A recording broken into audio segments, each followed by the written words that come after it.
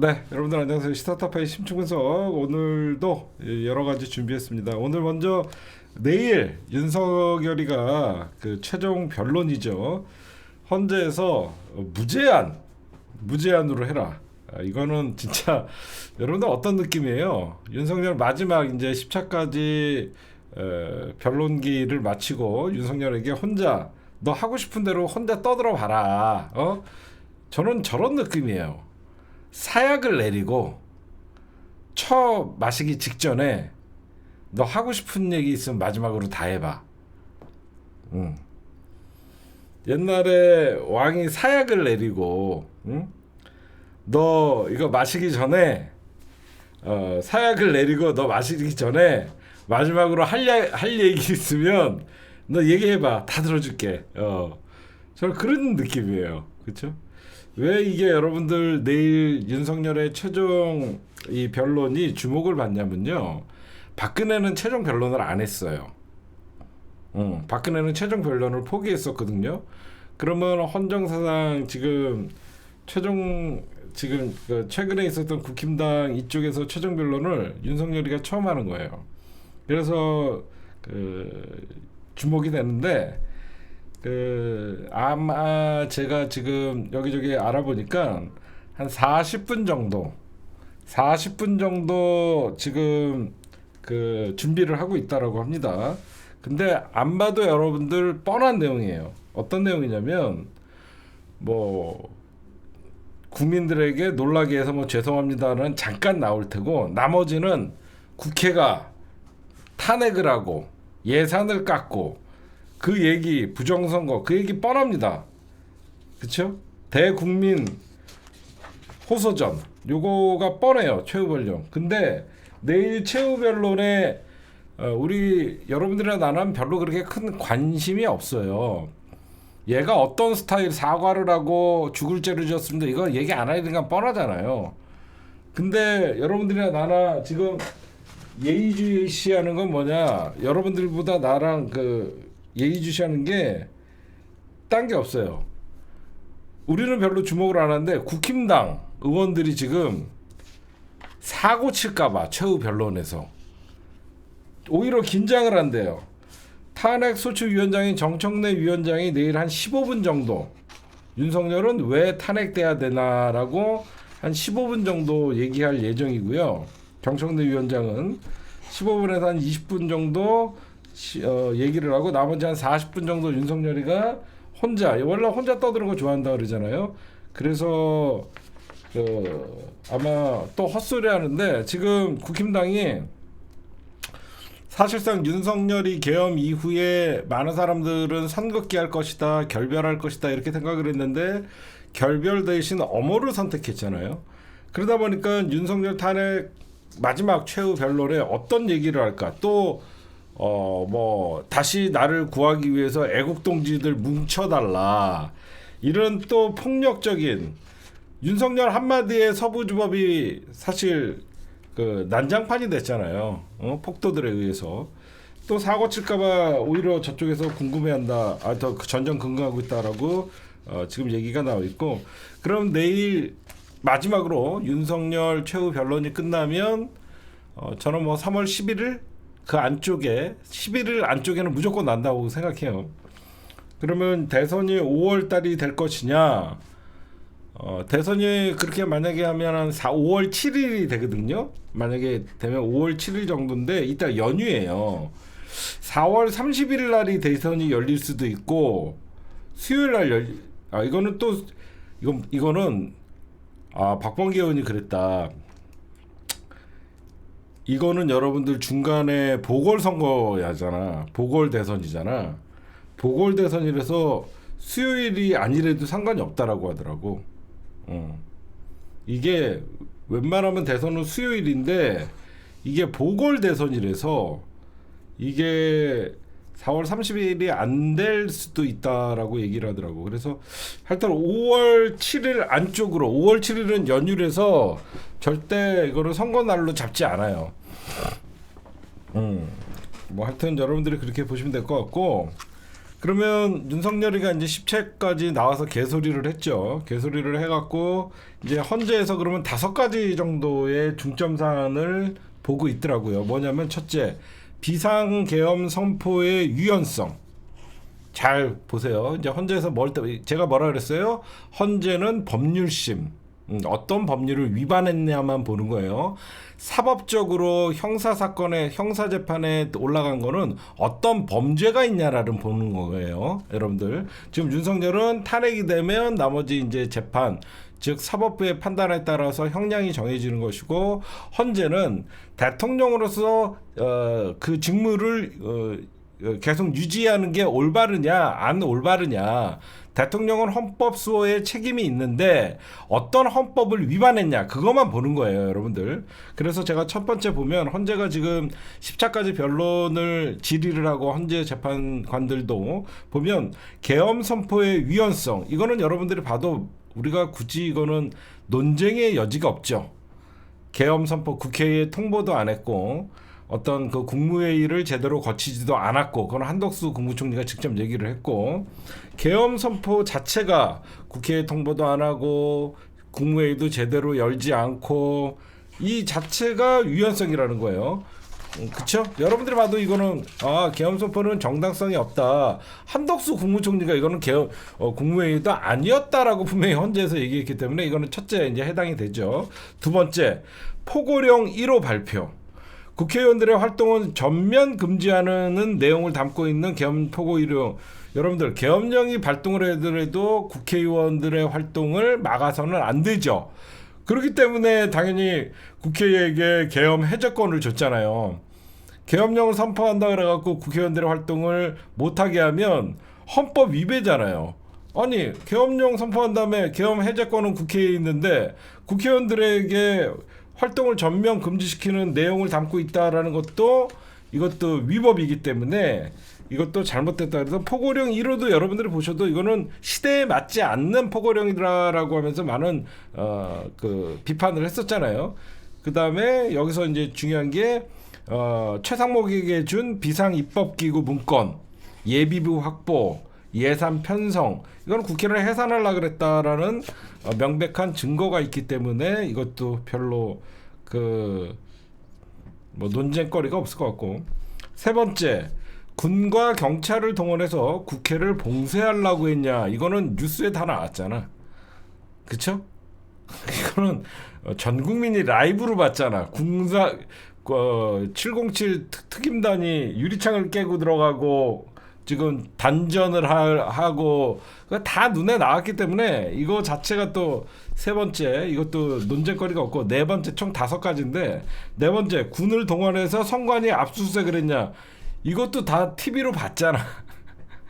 중앙선관위에 특전사가 가갖고 방첩사가 가갖고 서버 앞에서 사진 촬영을, 이것도 이미 다 봤잖아. 압수수색을 하려고 그러고 지금 노상원을 시켜갖고 어떤 그 포승줄 뭐 케이블 타이를 묶어갖고 이미 다 나왔잖아. 이것도 논쟁거리가 없고. 5번째, 정치인, 법조인 등 체포 지시를 했냐 안 했냐, 이거는 이러면 안 되는 거 아닙니까? 제가 적다가 너무 이건 아니다 싶어갖고 나중에는 적다가 포기했습니다. 이거는 홍장원뿐만 아니라 곽종근 사령관, 이진우 사령관뿐만 아니라 전부 체포 진술은 있었다라고 얘기했기 때문에 지금 헌재가 지금 근데 윤석열은 그랬죠. 간첩을 잡으라고 지시한 것이지 체포 지시를 한 적이 없다. 국회에 간첩이 어디 있었어요? 하여튼 이 5가지를 보는데 사실 이 가운데 하나만 위법을 해도 탄핵이 돼요. 이 5가지 가운데 하나만 위법을 해도 탄핵이 되는데 5가지 전부 다 라이브로 봤습니다. 그래서 이거는 윤석열 내일 최후 변론을 사양 마시기 전 마지막 하고 싶은 얘기 다 씹으려라, 그런 것 같습니다. 그렇게 여러분들 보시면 될 것 같고, 마음 편안하게 내일 씹으리는 거 그냥 보셔도 될 것 같아요. 그 다음에 요거 좀 얘기를 좀 할게요. 예.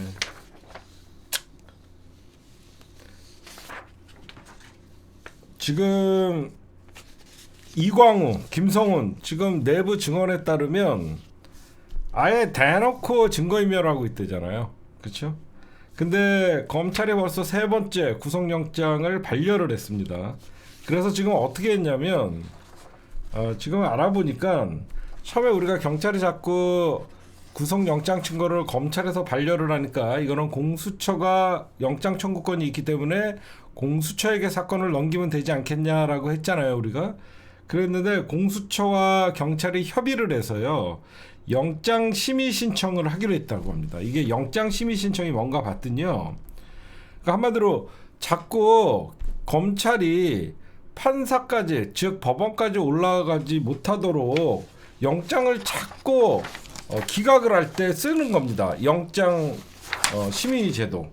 영장 심의 신청을 경찰이 했다라고 합니다. 그러면 영장 심의 신청을 하게 되면 이거는 여러분들 영장 심의 신청 이런 것도 없었어요. 어떻게 된 거냐면 우리가 검찰 개혁할 때 검경 수사권 조정할 때 새로 만든 법입니다. 검찰이 정당한 이유 없이 판사에게 영장을 청구하지 않을 때 경찰은 관할 고등법원, 고등검찰청, 고검에다가 하는 거예요. 고검. 그럼 여러분들이 이런 생각할 수 있죠. 뭐 어차피 검찰 한 통속인데 보통 검찰이나 고검에다가 해봐야 영장 이거 뭐 다시 기각시키는 거 아니에요? 그게 아닙니다.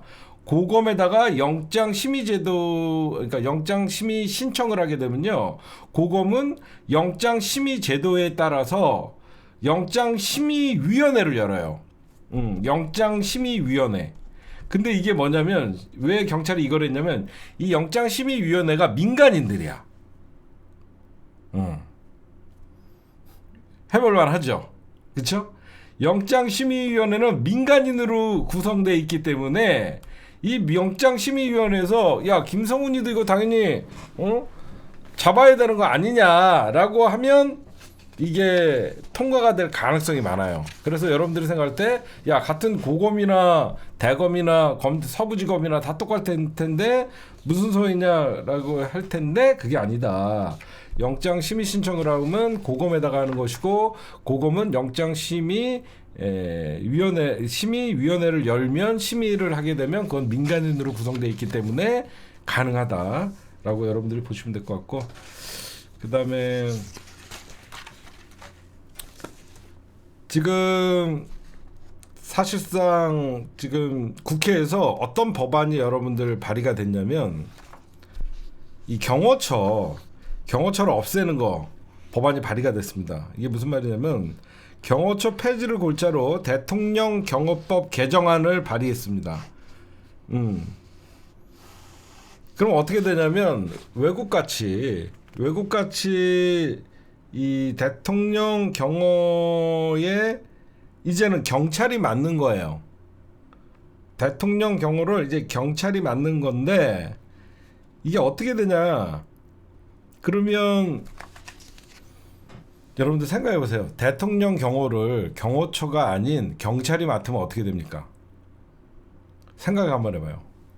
앞으로 대통령 경호를 경호처가 아닌 경찰이 맡으면 어떻게 돼요? 경찰의 위상이 되게 세지잖아. 그치? 늘 최고의 권력자 옆에서 경호를 하게 되면 경찰이 위상이 훨씬 올라가잖아. 거기에다가 검경 수사권 조정까지 하면 수사권까지 갖고 있고 검찰이 상대적으로 쭉 내려갈 수밖에 없잖아. 그렇잖아. 항상 그동안에 경호처가 따라다니면서 경호를 했는데 경호처가 사실 구시대의 산물이잖아요. 경호처를 없애고 경찰이 외국같이 미국 같은 FBI가 하잖아요. 어떤 미국같이 이제 경찰이 경호를 맡게 되면 당연히 대통령과 근접 경호도 하고 그런 사람들은 뭐 여러 가지 사안도 얘기를 나눌 수 있고 그러면 위상이 올라가잖아. 그러다 보니까 대통령 경호를 경찰로 이관 이렇게 되면 뭐 검찰이나 뭐 여러 경호처나 여기에서 자기네들이 입장문을 내는데 경찰이 여러분들 입장문을 내지 않습니다. 왜 경찰이 입장문을 내지 않냐? 지금 여러분들 어때요? 경호처는 반대를 하고 있어요. 근데 경찰은 여러분들 왜 입장을 안 내냐? 당연하죠. 지금 분위기가 응? 분위기가 윤석열 정부인데 지금 속으로는 와 하고 있지만 겉으로는 입장도 안 내고 가만 보고만 있잖아. 그렇잖아. 지금 윤석열 경호처 왜냐면 윤석열 경호처를 누가 쳤어? 경찰이 쳤잖아. 그쵸? 윤석열 체포할 때 경찰이 완전 그 강력반 형사들 광역수사대 다 들어갔잖아. 윤석열 칠 때 경호처를 경찰이 쳤는데 앞으로 경찰이 맡게 해준다니까 사실상 다음 대통령부터는 경찰이 경호를 하게 되는 거라서 경찰은 표정 관리를 해야 되기 때문에 입장을 내지 않고 있습니다. 이제 그렇게 여러분들이 좀 보시면 될 것 같고 하여튼 그런 사일이 있다. 그리고 그 다음에 현재 그런 추세가 가고 있고 제가 이번에 윤석열 내란 특위 특조 또 국정조사랑 윤석열 탄핵 심판을 보면서 어떤 생각을 했냐면 여러분들 참 군인들도 있다. 참 군인들도 있고 진짜 쓰레기 새끼들도 있고 막 그런 생각을 했어요. 왜 제가 이런 말씀을 드리냐면 대한민국 별단 새끼들 진짜 부끄러운 줄 알아야 됩니다. 그렇지 않아요? 계엄 딱 터진 다음에 대정부 질문하고 국회에서 불렀을 때 여러분들 박한수 사령관이나 이런 새끼들 다 하나같이 뭐라 그랬어요? TV 보고 알았다. 그때는 곽종근이건 이진우건 전부 계엄을 TV 보고 알았다라고 하면서 다 거짓말했죠. 기억나세요? 전부 TV 보고 알았다 그랬어요. 이 새끼들 하나같이 TV 보고 알았다. 그러더니 나중에 이제 쏟아지는 현장 지휘관들, 장군들은 몰랐다. 근데 이게 말이 안 되는 게 여러분들 장군들이 몰랐는데 현장 지휘관들한테는 어떻게 지휘를 합니까? 지휘들이 벌써 쿠데타인 걸 알고 있었기 때문에 현장 지휘관들에게 문을 부수고서라도 끄집어내라 별 얘기를 다 하고 했잖아. 지네가 지시했잖아. 근데 지네들은 몰랐다고 거짓말을 했는데 그 진흙 속에 또 진주들이 나타났죠.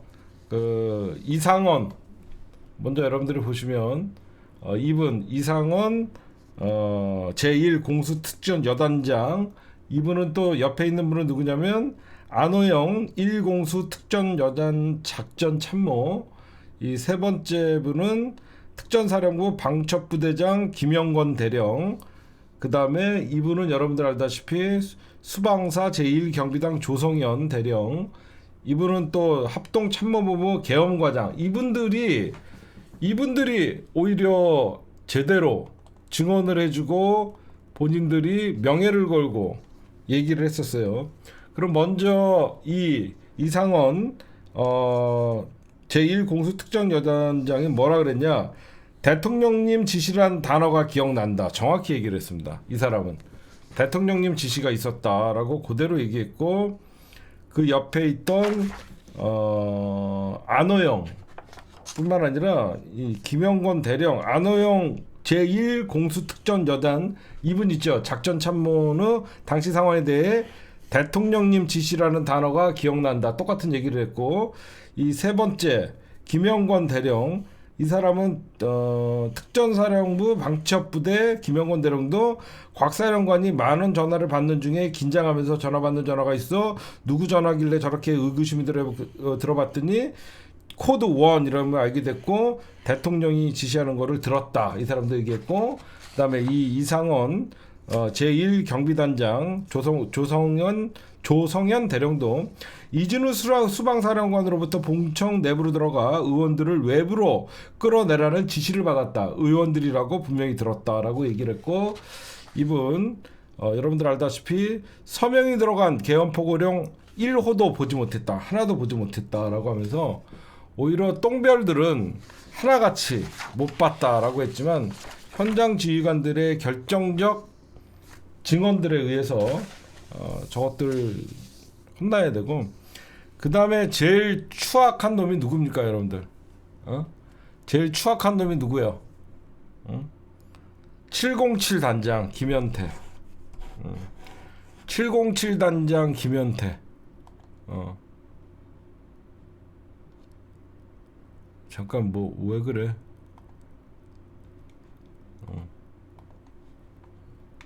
뭔데 그래? 25일 화요일 저녁 10시부터 내일 저녁 10시 30분에서 11시 30분 결승전 7788 진해성 꼭 투표 드립니다. 이게 어디서 하는 건데? 좀 도와드려요. 우리 팬이 뭔가 부탁하면. 이 김현태 이놈은 진짜 이게 말이 안 되게 지금 해외 파견을 신청했다. 그랬더니 오늘 육군 어떤 저번에 담당자가 나오더니 그런 보고를 받은 적은 없다. 이 새끼가 제일 좀 비열한 새끼 같아요. 첫날은 전부 끌어내리라고 했다가 육군에서 지원해보라고 했다라고 했는데 육군에서는 그런 적이 없대요. 이거는 정확히 얘기하면 육군에서 해외 파병을 지원하라고 했다라는 게 아니라 국민의힘에서 해외에 나가게 해주겠다라고 한 거를 마치 육군에서 지원해보라고 했다라고 하면서 말을 바꾼 거죠. 육군은 확인된 바 없다. 나쁜 놈들입니다. 정말 이런 똥별들은 내란 TV 보고 알았다라는 황당한 거짓말을 했지만 현장 지휘관들이 이거는 위법이다. 현장 지휘관들이 담 못 넘겠다는 지휘관도 있었고 여러 지휘관들이 현장에서 제대로 현명하게 대처했기 때문에 진짜 불상사가 나지 않았다. 나중에 우리가 이 내란 정권이 바뀌면 우리가 제대로 된 특검을 하고 그렇게 하면 반드시 명령에 따르는 군인이지만 현장에서 그런 명령을 거부하고 최선을 다했던 사람들은 꼭 저는 포상이 있어야 된다고 생각해요. 그렇죠? 벌도 중요하지만 반드시 정의를 지키기 위해서 자기의 피해를 감수했던 사람들도 반드시 저는 보상이 있어야 된다고 꼭 생각합니다, 여러분들. 이런 분들 잊지 말자고요. 이런 분들 여러분들 우리 잊지 맙시다. 그 다음에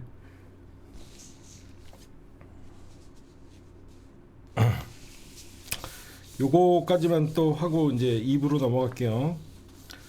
이제 민주당이 여러분들 명태균 특검법 투표 27일 본회의에서 표결을 합니다. 이제 법안 소위를 통과했기 때문에 이제 본회의에다 열리는 날 27일 본회의에서 표결을 하게 돼요. 그러면 최상무기가 이제 거부권을 행사할 수가 있잖아요. 그럼 15일이라고 하면 윤석열 탄핵 이후가 될 가능성이 많죠. 제가 그래서 지난주에 분석해드렸죠. 민주당이 일부러 일주일을 늦췄다.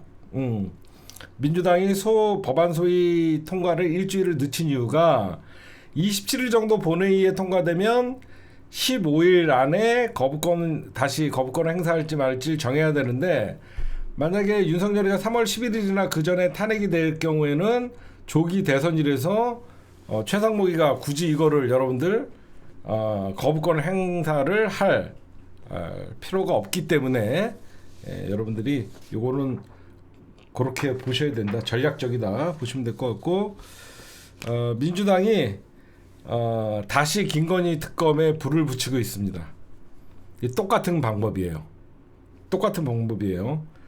지금 김건희 특검을 다시 네 번째 김건희 특검을 추진을 해서 다시 본회의하면 3월달 정도에 국회 3월을 한 윤석열 탄핵 전후에 본회의에서 투표를 해서 가결시키고 대선을 진행시키면 좋은 거죠. 그렇죠?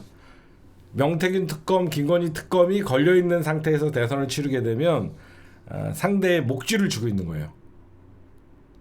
목줄을 쥐고 있는 거예요. 그러니까 민주당이 지금 명태균 특검과 함께 김건희 특검도 살리고 있다.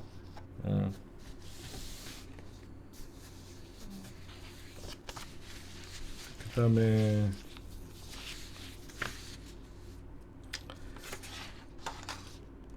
그리고 여러분들에게 좀 하나만 좀 얘기할게요.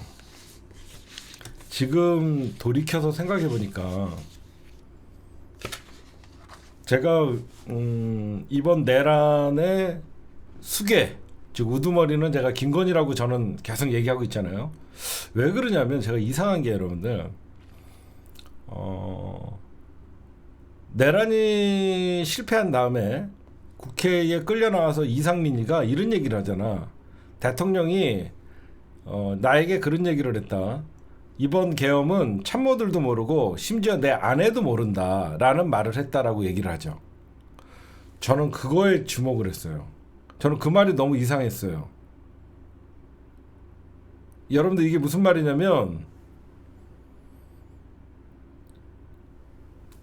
여러분들 알다시피 이상민이는 판사 출신이야. 그치? 이상민이는 판사 출신이라서 웬만하면 말을 안 해.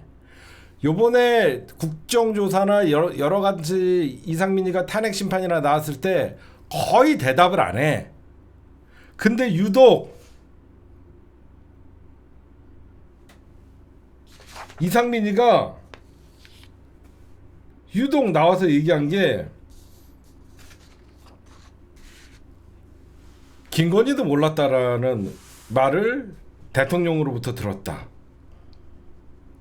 나는 이게 이상했었어. 그렇죠? 누군가를 보호하려는 것 같은 이건 그러니까 법과 언론에 대해서 누구보다도 잘 아는 이상민이가 그냥 흘린 거야. 의도적으로. 응? 계엄 다음 날 여러분들 알다시피 12월 4일 날 계엄이 해제된 다음에 12월 4일 날 안가에서 누구 참석을 하냐면 박성재, 이상민, 여러분들 잘 봐요. 계엄 실패한 다음 날 안가에 이상민, 박성재, 그 다음에 김주현 민정수석, 그 다음에 이완규 법제처장, 이완규, 이 4명이 모여요. 이거 여기서 회의를 해요. 그쵸? 여러분 잘 들어보세요. 12월 3일 계엄에 실패를 하고 12월 4일 날 이상민, 박성재, 김주현, 이완규 4명에서 모였어요. 무슨 회의를 할까요? 아니 잘 생각해봐. 계엄 어젯밤에 실패했어. 부랴부랴 법무부 장관 알잖아. 법무부 장관 저기 박성재랑 그 다음에 이상민이랑 민정수석은 검찰을 잡아야 되니까 김주현을 모고 이완규. 어디까지나 저는 항상 여러분들 스토리를 잘 쓰죠. 이거는 뭐냐?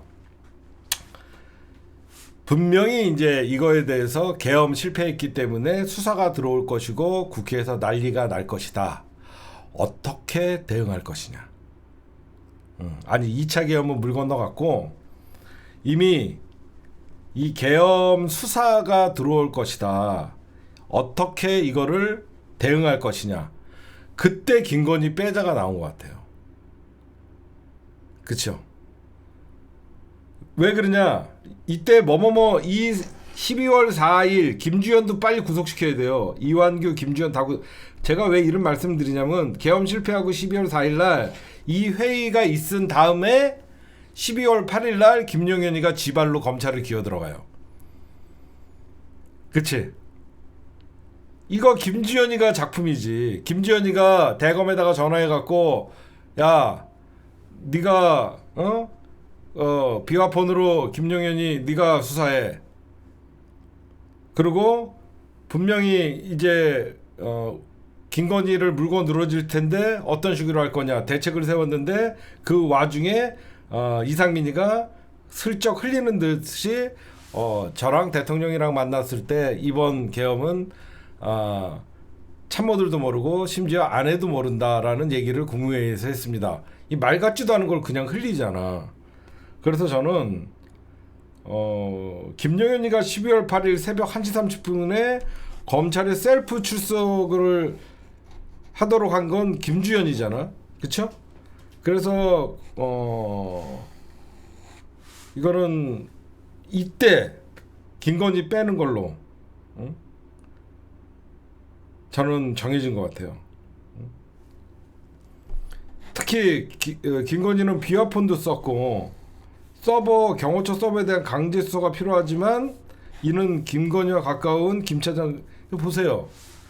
김주현이가 이때부터 전부 김건희를 지우기로 하고 김용현이를 검찰에 출석을 하게 하고 이 모든 게 다 경호처 비화폰 서버에 담겨져 있으니까 검찰이 수상영장을 안 내주겠죠.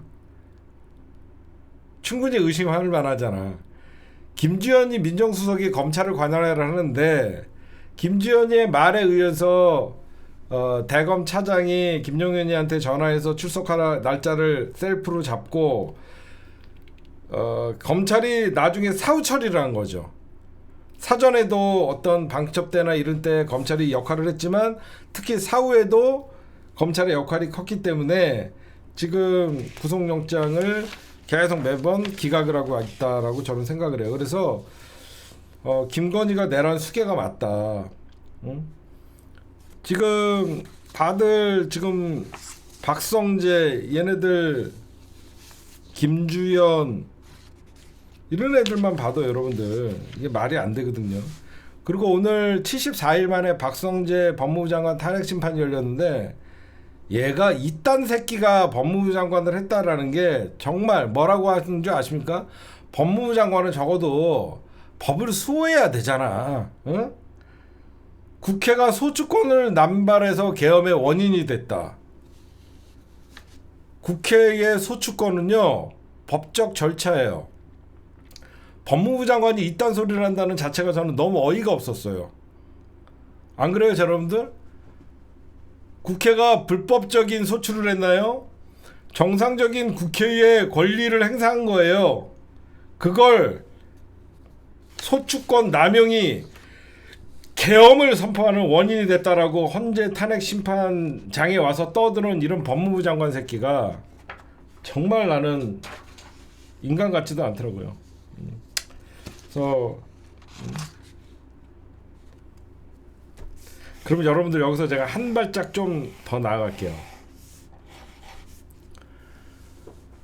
윤석열이가 제일 믿는 사람이 누구냐면 김용현이죠. 헌재 재판 심리에 가서도 예 대통령님 말씀을 지금 들으니까 이제 생각납니다라고 할 정도로 무슨 더맨더머 말 맞추는 것 같이 김용현이를 제일 믿죠. 그쵸? 이런 생각해보면 어떨까요?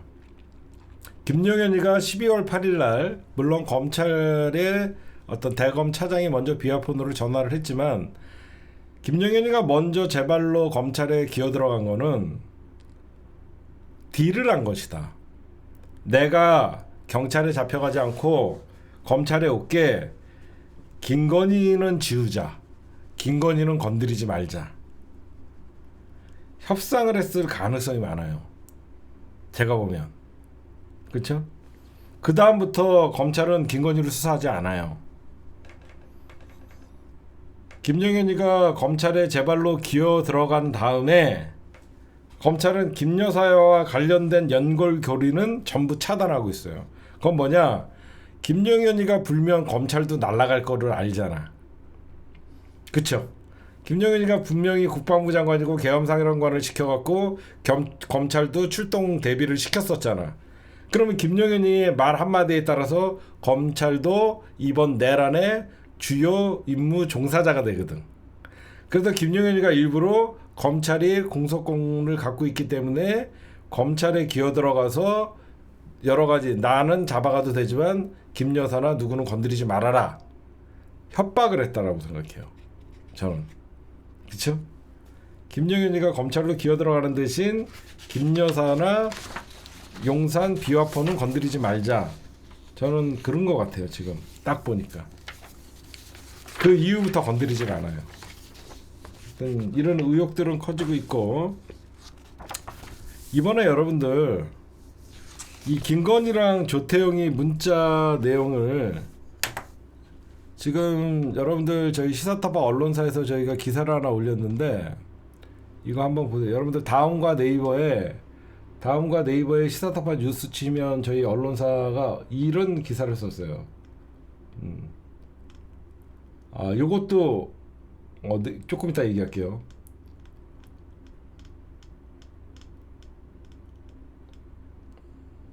이거 있죠. 이 기사. 윤석열도 궁금해진 조태용, 김건희 문자, 바뀐 번호 안내. 이 바뀐 번호를 물어봤다라고 지금 한 게 조선일보예요. 조선일보가 쉴드를 쳐줬어요. 응? 조선일보가 뭘로 쉴드를 쳐줬냐면 조선일보가 오늘 뭐 단독 이래갖고 조태용, 김건희 나눈 문자는 김건희가 전화번호 바뀐 거를 알려줬다. 말 같지도 않은 소리지. 응? 전화번호 바뀐 거면 답장을 왜 그 다음날 하냐? 원장님 제 번호가 이걸로 바뀌었어요. 그러면 예, 잘 저장해 놓겠습니다. 바로 대답해주면 끝나잖아. 근데 그걸 하루 묵혔다가 그 다음날 문자 읽고 15분 공개하는 거 김건희 승질 뻔히 알면서 안 그래요? 한동훈이가 김건희 문자 씻고 대답 안 해줬다고 지 문자 공개하고 난리치는 성격 알면서 그걸 바로 안 해줬다고? 말도 안 되죠. 여러분들 제가 한동훈이랑 김건희랑 문자 1심 논란 있을 때 제가 분석 뭐라고 했어요? 이거 한동훈한테 공천 부탁한 거다. 그래서 한동훈이가 이거를 감당할 수 없는 거니까 대답 안 한 거다. 기억나시는 분 있어요? 응? 조태용이도 똑같은 거예요. 여러분들도 일상생활 할 때 쉬운 문자나 부탁은요 바로바로 대답해 줄 수 있지만 누가 돈 좀 빌려줘 라고 하면 미친 새끼 대답하기 싫거나 아주 난처한 대답을 원하던가 그러면 못하는 거예요. 그쵸? 제가 한동훈과 김건희의 그 문자 내용도 동훈씨 누구 공천 꼭 줘야 돼 뭐 했더니 한동훈이가 씹어버린 거지. 미쳤나 이게. 공천까지 개입해. 그리고 씹었다가 나중에 한동훈 체포조에 들어간 거잖아. 그때부터 급속하게 사이가 나빠졌잖아. 저는 이것도 마찬가지예요. 조선일보 뭘 실드를 쳐준다고 김건희가 바뀐 번호를 보내줬다. 응? 아니 국정원장한테 대통령 번호도 아니고 지 번호를 알려줄 이유가 뭐가 있어요? 여러분들 우리가 이 조태용이라는 자 얘가 지금 여태까지 조용했었잖아. 근데 지금 조태용이가 뜨는 거는 이번에 김건희 문자 논란 그리고 국정원장이라서 여러분들 알고 있죠? 그렇죠? 저 조태용이라는 새끼가 어떤 새끼냐면요 국힘당 비례 국회의원도 했던 새끼예요. 그거 뭐 여러분들 잊으면 안 돼요. 저게 외교관 출신의 뭐 주면 미 대사다. 저거 국힘당 비례대표도 했던 새끼예요. 국힘당이에요 완전. 저 국힘당 조태용 비례대표도 했던 놈이고 그 다음에 예전에 쟤는 알짜 자리만 다 차지한 놈이에요. 그러다가 조태용 부인이 그러니까 김건희가 여러분들 집권하자마자 그거 기억나세요? 국회의원 부인들을 지가 직접적으로 모임을 갖게 해갖고 줄 세우게 하고 있다라고 의혹을 제기했었잖아. 기억나십니까? 제가 예전에 김건희가 국회의원 부인들만 모아갖고 지가 위세를 과시하면서 줄 세우기 하고 있다. 그래서 조태용 부인이 김건희 부인이랑도 잘 알고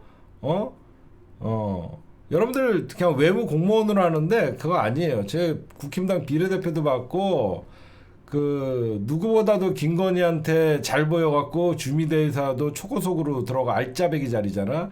거기도 들어갔다가 갑자기 또 국정원장까지 치고 들어오네요. 얘는 보통 애가 아니에요. 그래서 제가 그날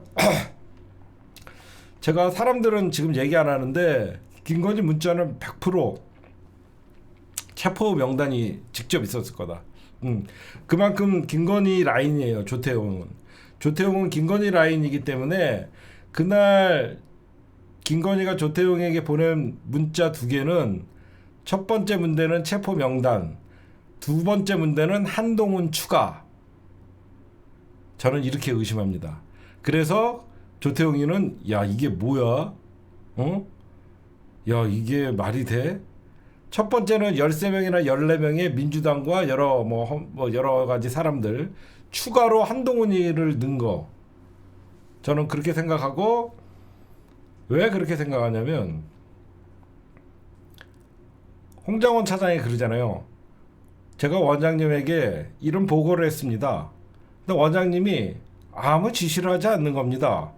오히려 제가 당황했습니다. 원장님, 이럴 때는 무슨 지시라도 해주셔야죠. 내일 얘기하자고요. 내일 얘기하자고요? 여러분 이상하죠? 아니까 내일 얘기하자 그런 거야. 제가 며칠 전에도 얘기했잖아. 홍장원은 조태용에게 야당 대표와 한동훈 대표를 잡으라고 합니다. 라고 하면 뭐? 이럴 줄 알았는데 전혀 놀라지 않았다 그랬잖아. 알고 있으니까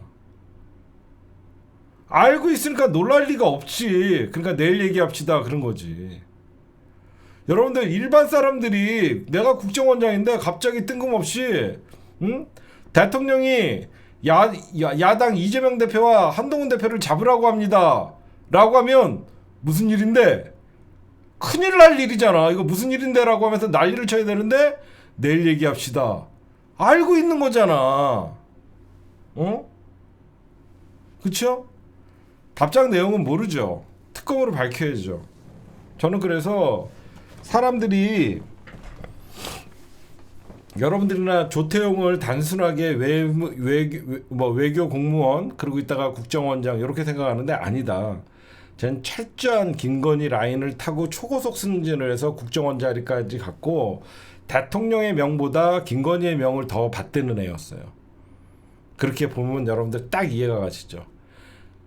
그러니까 조태용과 김건희가 친하지 조태용과 윤석열이 친하지 않으니까 윤석열은 홍정원한테 전화를 한 거지.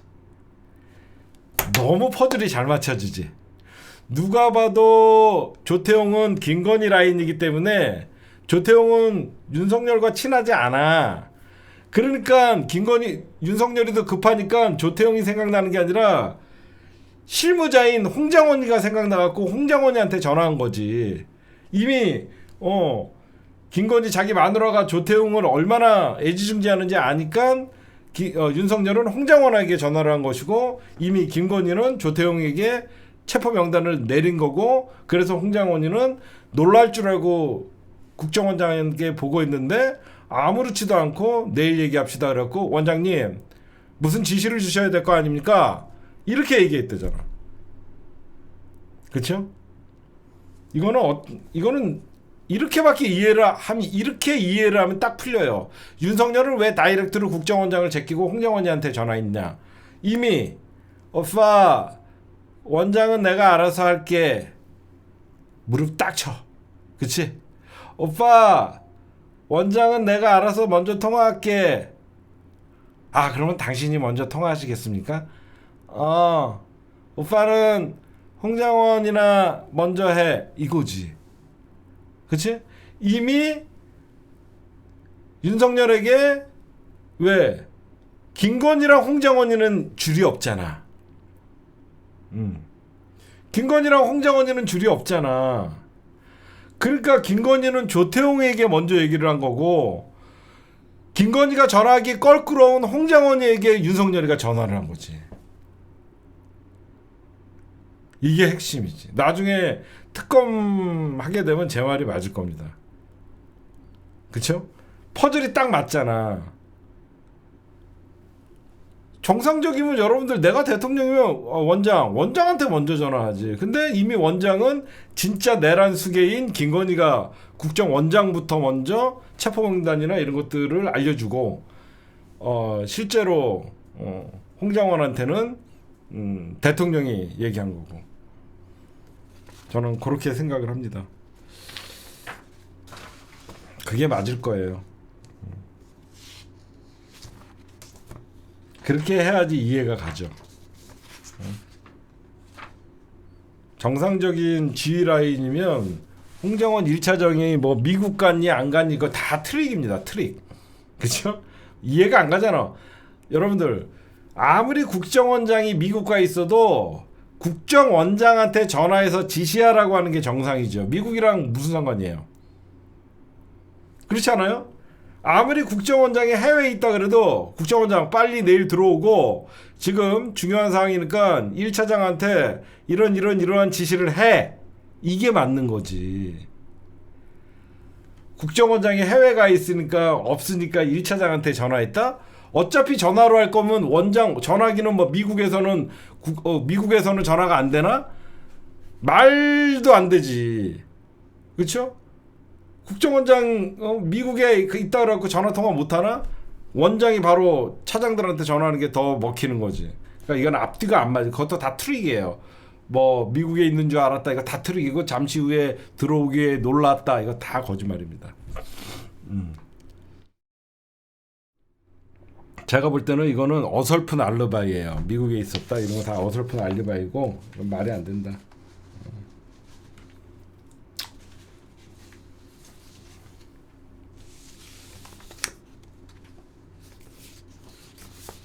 그 다음에 내일 여러분들 윤석열 탄핵 최후 변론 있는 것도 있지만 내일 중요한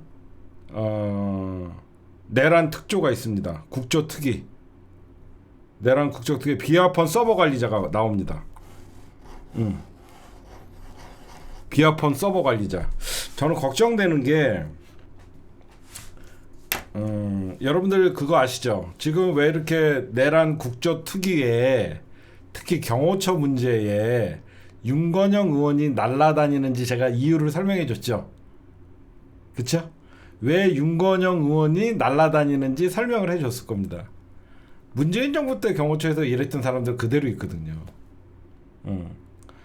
이명박 때부터 박근혜 때부터 문재인 때부터 거기서 일했던 경호처 직원들이 그대로 있어요. 그러면 윤건영이가 누구였냐? 문재인 정부에서 국정상황실장을 했던 사람이에요. 사실상 그 청와대의 모든 경호 이런 것들을 다 총괄 책임을 했던 사람이에요.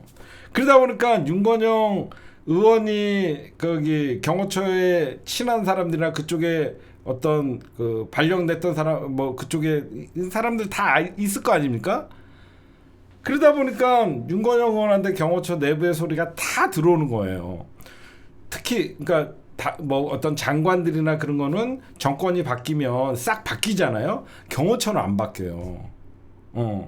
경호처는 따로 경호처 공무원을 뽑기 때문에 경호처는 대통령이 바뀌는 거지 대통령이 바뀐다 그래서 경호처 직원들이 바뀌지 않거든요. 그래서 문재인 대통령 때 일했던 경호처 직원들이 아직도 많이 남아 있거든요.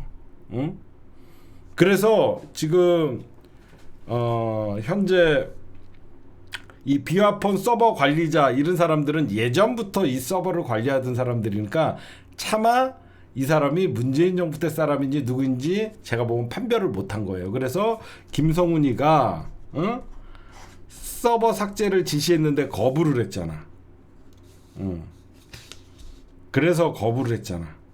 그래서 내일 이 경호처 통신 직원이 출석해서 비아퍼 서버를 왜 그러냐면 내일 이게 굉장히 중요한 게 경호처 직원이 나와서 김성훈이가 지금 증거인멸을 하고 있다라고 하면 검찰이 영장 청구를 기각하거나 이러면 더 이상 명분도 없고 말이 안 되잖아요. 근데 좀 한 가지 걱정되는 게 불출석 사유서를 안 냈어요. 그래서 나온다라고 생각을 하는데 지금 김성훈이나 이광호나 이 사람을 엄청난 제가 보면 압박을 가하고 있을 것 같아요. 여태까지 국조특위에 나오라 그러면 안 나오는 김성훈이나 이광호 같은 경우는 불출석 사유서를 제출했는데 일단은 국회에서 증인으로 신청을 했는데 이 비화포 서버 관리자가 불출석 사유서를 내지는 않았어요. 그래서 나온다라고 생각을 하는데 불출석 사유서를 내지 않고도 안 나올 수 있기 때문에 내일 좀 만약에 나와준다 그러면 또 새로운 국면이 또 펼쳐질 수 있다. 이 직원이 12월 7일 날 윤석열 우리가 체포나 이쪽에 있을 때 그 시기에 단말기 정보 삭제를 김성훈이한테 요구를 받았지만 이거는 증거인멸에 대한 문제다라고 하면서 단호히 거절을 했었는데 이 사람들 지금 많은 압박을 받고 있을 거다. 혹시 비화폰 서버 관리자가 김건희의 지시가 있었다라는 얘기가 나올 수도 있잖아. 그래서 내일 중요하다는 거야. 그래서 내일 국조특위를 여러분들이 내일 예의주시 윤석열 개소리하는 거 안 들어도 되니까 이 비화폰 서버 관리자가 나오는 국조특위는 굉장히 중요한 것이다. 여러분들에게 말씀드리고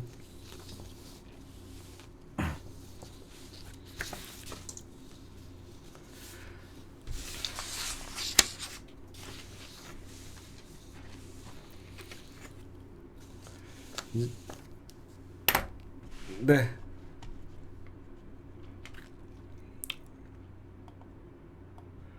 네, 2부 이재명 중도 보수에 헛질린 국민의힘 대선 전략이 없다. 이게 무슨 말이냐면 이재명 당대표가 이제 중도 보수를 선언을 했죠. 제가 요거에 대해서는 전문가예요. 중도 보수 여론 문제에 대해서는 제가 전문가예요. 그래서 여러분들에게 제가 심심치 않게 계속 요거는 조금씩 계속 해주잖아요. 제가 저번에 이런 얘기를 했죠. 이재명 당대표께서 중도 보수를 선언하기 전에 제가 어떤 얘기를 했어요. 보수가 분열됐다. 기억하시죠? 보수가 분열됐다. 그 이유는 보수와 극우가 틈새가 생겼다. 그 얘기를 했었죠. 그렇죠? 제가 보수가 분열이 됐다. 지금 보면 지지층이 분열이 된 거예요. 제대로 된 국힘당을 지지를 하는 한 발짝 뒤에서 민주당을 싫어하면서 국힘당을 지지하는 좀 합리적인 그리고 중도 성향의 보수들과 극우들과 틈이 생겼다. 그거를 치고 들어간 것이다. 제가 왜 국힘당이 대선 전략이 없다라고 얘기하냐면요. 여러분들 잘 봐요. 제가 희망적인 얘기를 해줄게요. 우리가 선거를 치를 때 매번 51대 49라고 하죠. 그쵸? 우리가 맨날 선거를 칠 때 51대 49라 그러잖아. 그냥 백중대라는 뜻이잖아. 왜 그러냐면 진보와 보수가 싸울 때 51대 49야. 근데 봐봐. 그러면 그 중간에 만약에 우리 진보가 30, 보수가 30, 중도가 40이라는 섹터를 가지고 있어요. 봐봐요. 중도가 40이라는 섹터를 가지고 있고 지지층 결집, 진보 30, 국힘 30 똑같다라고 생각합시다. 그래서 중원을 누가 장악하냐가 이기잖아. 그래서 우리가 51대 49 싸움이라고 하잖아. 중도를 누가 잡냐의 싸움이다. 대선은 중도가 있거든요. 근데 여러분 잘 봐요. 51대 49 중도 공략의 싸움을 하는데 이재명 당대표가 이 51대 49 싸움에서 밀어버린 거야. 눈으로 봐봐. 쉽게. 진보, 보수, 중도가 가운데 있는데 이재명 당대표가 내가 중도 보수 하려고 해서 밀어버렸어요. 그럼 저쪽은 어떻게 돼? 코너에 몰리는 거지. 와닿지요? 이재명 당대표가 진보에서 보수를 밀어버린 거야. 그러면 이만큼 벌써 영역을 차지해버린 거지. 그럼 여태까지의 선거가 진보 대 보수의 구도에서 중도 보수로 밀어버리니까 이쪽은 극우 쪽으로 점점 밀려나가는 거지. 그치? 아니면 얘네가 극우 쪽으로 밀려가지 않으려면 어떻게 해야 돼? 중도 보수 싸움을 해서 지네가 남는 건 뭐야? 이재명과 다시 중도 보수 싸움을 한다는 거는 이재명만 키워주는 거야. 그쵸? 이게 그런 역설적인 거야. 이재명 당대표가 중도 보수를 밀어버렸더니 아니야 우리가 중도 보수야 하면 이재명이는 중도 보수라는 기억밖에 남지 않는 거야. 그렇다고 이쪽에서 좌클릭을 왼쪽으로 밀어버릴 수가 없잖아. 이제 이해가 갑니까? 그렇잖아. 이쪽으로 밀어버린 거야. 그럼 저쪽은 어떻게 돼? 극우와 보수가 분열돼 있다 보니까 사람들 중에서 나는 나는 중도 성향인데라고 생각하면 사람들이 이재명도 중도랑 나랑 비슷하네 이런 성향끼리가 맞는 거예요. 선거는 좀 단순해요. 생각보다 선거가 여러분들이나 나나 이렇게 유튜브를 시청하시는 분들은 적극적인 시청자층은 이미 지지층 결집이 가장 먼저 결집하는 시청자층이에요. 유튜브를 통해서 정치를 배우는 사람들은 여러분들은 사실 제 방송을 볼 필요도 없거든. 어차피 민주당 찍으실 분들이거든. 근데 한 발짝 뒤에 있는 사람들이 볼 때는 이재명 중도 보수네 라는 생각을 한단 말이야. 그렇죠? 그럼 한 방 쭉 밀어버렸어요. 그럼 저쪽에서는 한 방 먹은 거지. 헛찔렸다라는 거죠. 야, 이재명이 중도 보수를 설명할 줄은 몰랐네. 그러면 이재명은 가짜 중도 보수야라고 계속 떠드는 거야. 그럼 어떻게 돼? 사람들은 이재명 중도 보수라는 기억밖에 남지 않아요. 그렇죠? 근데 여러분들 생각해 보세요. 얘네들이 왜 밀릴 수밖에 없냐면 윤석열을 엄호하고 나선 자체가 중도 보수가 아니거든. 이제 이해가 가요? 이게 왜 이번에는 먹히냐면 평상시 같으면 이재명이 대통령 되려고 아예 중도 보수라고 하면서 정략적이다라고 하면서 공격을 할 수 있는데 윤석열을 감싸고 있기 때문에 중도 보수와는 결이 맞지 않아. 누가 봐도 윤석열은 극우에 가깝다라고 이제 모든 사람들이 생각을 한단 말이야. 부정선거, 정광훈, 서부지법 폭동 이거밖에 생각은 나지가 않잖아. 그렇잖아요? 그러니까 여러분들이 아까 어떤 분이 무슨 너무 2차원적인 거 아니냐 전혀 그러지가 않아요. 윤석열이가 그만큼 국힘당과 윤석열이가 틈을 벌려놨잖아. 지금 누가 봐도 국힘당은 극우에 가깝지 중도 보수에 가깝다고 생각하지 않거든요. 그 틈을 타서 밀어버린 거예요. 그렇잖아. 생각해봐요. 지금 오늘 국힘당 얼마나 당황했으면 여러분 봐봐요. 헌재 재판이 공정성이 없다라고. 여러분들 보수라고 하는 사람들은 원래 법을 수호하고 그쵸? 국가의 존립을 더 중요시하는 사람들인데 헌법을 부정을 하고 국가를 어떤 법을 때려부수려고 했잖아요. 응? 그러다 보니까 여러분들 오늘 권선동이가 이상한 얘기를 하잖아. 헌재의 윤석열 심판 결과 수용할 수밖에 없다. 이게 왜 이런 말이 나올까요? 그렇지 않아요? 헌재에서 윤석열 탄핵 심판 결과가 나오더라도 수용할 수밖에 없다. 중도에서 밀리니까 그런 거죠. 이제 얘네들이 아차 싶은 거죠. 제가 얼마 전에 뭐라 그랬어요? 지금 국힘당의 지지율은 독이라고 했죠. 응? 지금 국힘당 지지율 올라가는 거 박수 쳐주라고.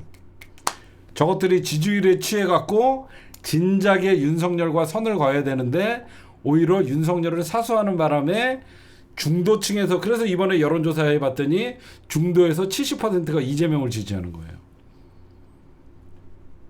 그렇죠? 응? 그렇잖아. 중도에서 70%가 이재명을 지지한다는 결론이 왜 나와? 이미 국힘당은 극우로 갔다라는 거잖아. 그 극우로 갔다는 이유 중에 하나가 윤석열을 엄호하는 국힘당 니콜 극우가 돼버린 거예요. 정광훈을 엄호하고. 지금 정상적인 사람들이 정광훈 응원 안 하거든요. 응?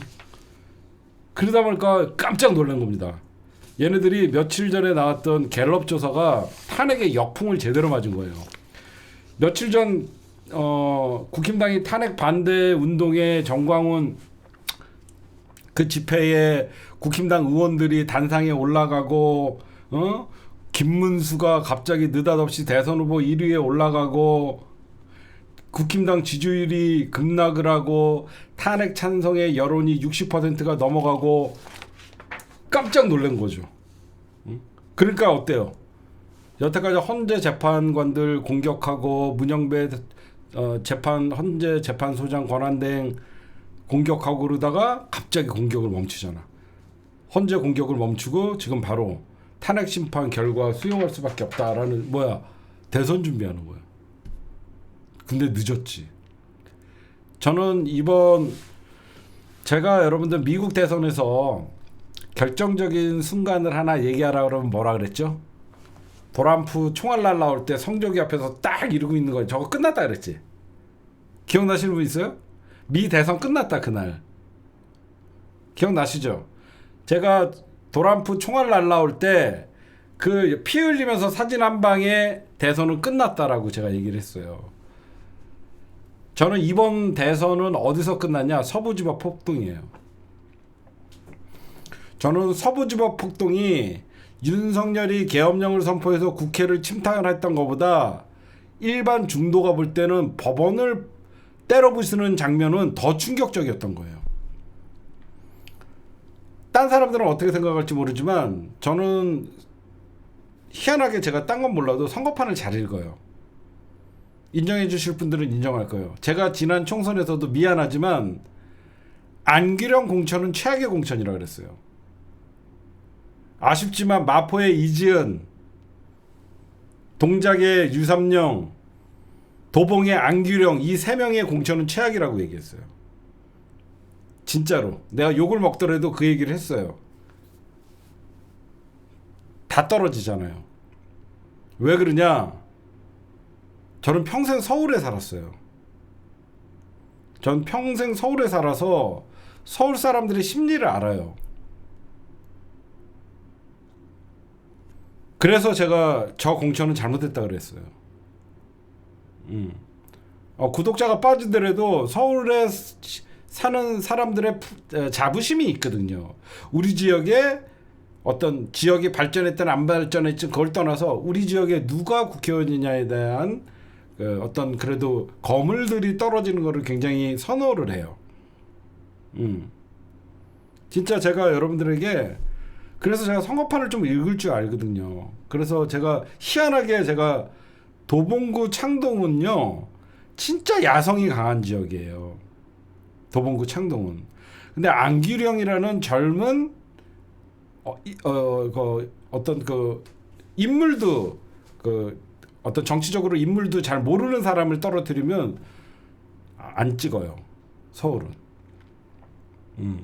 그분들이 비호감이 아니라 서울 시민들의 여러분들 저것도 기억나세요? 송영길 서울시장 나올 때 제가 뭐라 그랬습니까? 저 더블 스코어로 진다 그랬어요. 전 제가 거짓말한 거 없어요. 다 찾아보세요. 송영길 서울시장에 출마하면서 얘기할 때 송영길 오세훈이랑 붙으면 더블 스코어로 진다 그랬어요. 제가 진짜 더블 스코어로 졌어요. 진짜로. 서울은요 진짜 자기 지역에 이름 있는 사람들이 내려오길 바래요. 야성이 강하든 안 하든. 정치 신인들이 데뷔할 수 있는 데가 서울은 솔직히 아니에요.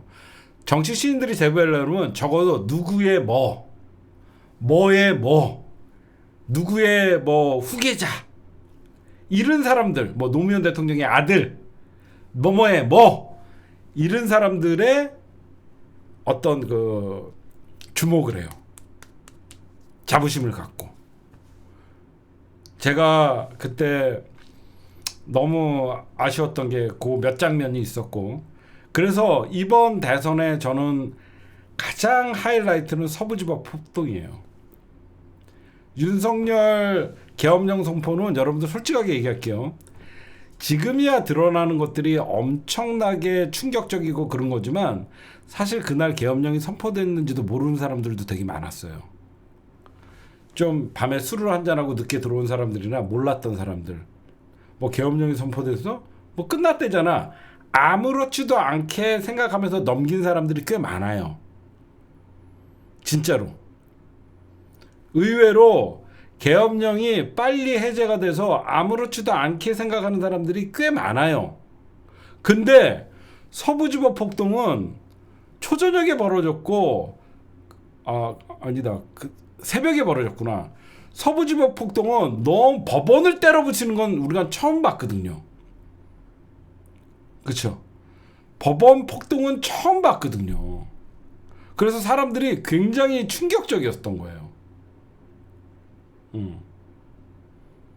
그래서 저는 이번 대선은 저 서부지법 폭동, 그 폭동을 감싸는 국힘당, 그 폭동을 사주하는 정광훈, 정광훈과 엮여있는 국힘당, 이게 다 구구가 돼버린 거예요.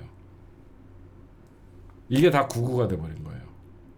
야, 윤석열 계엄, 그래서 계엄까지 더 나빠진 거예요. 왜? 윤석열이가 계엄령 때문에 법원이 공격당하고, 저 법원이 공격당하다 보니까 경찰이 오히려 저 난동 세력들에게 공격을 당하고 나라가 어수선하다는 느낌을 가장 크게 받은 거예요. 제 말 맞죠?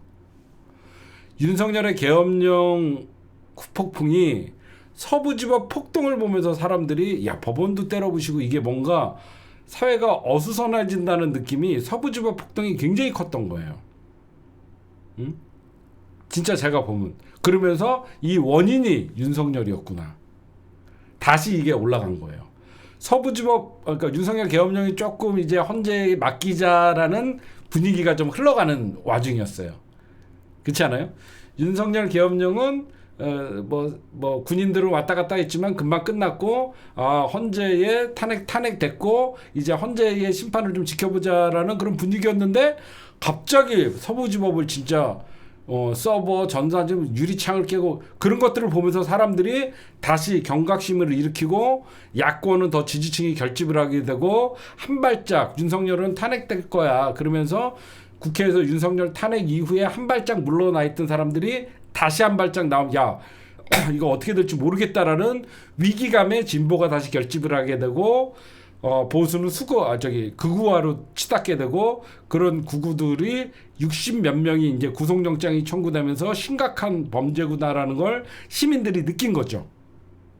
그렇죠?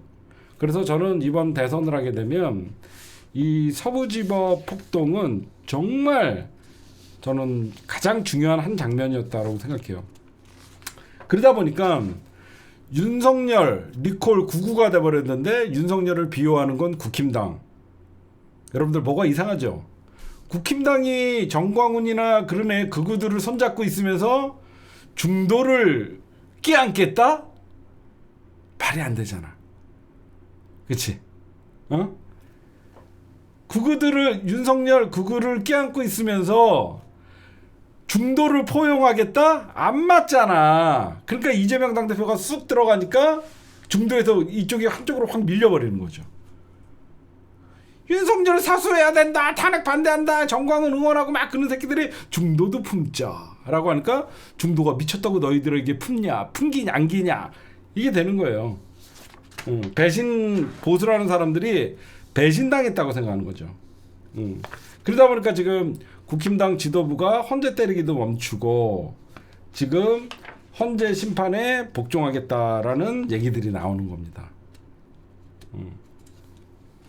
저는 그런 게 있다라고 보고 그 다음에 이재명 당대표 여러분들 어제 박용진 만났죠. 오늘 김부겸 만났죠. 제가 처음에 김부겸은 많이 의심했는데 이재명 당대표까지 만나는 거 보니까 지난 대선 때도 김부겸 저는 이낙연은 용서 안 됩니다. 이낙연이 딱 용서할 수 있는 거 딱 하나 있어요. 제가 지난 대선에서도 여러분들을 배신했고 이재명 당대표를 돕지 않았습니다. 이번에 당원들에게 무릎 꿇고 사죄하고 이번에는 꼭 열심히 돕겠습니다.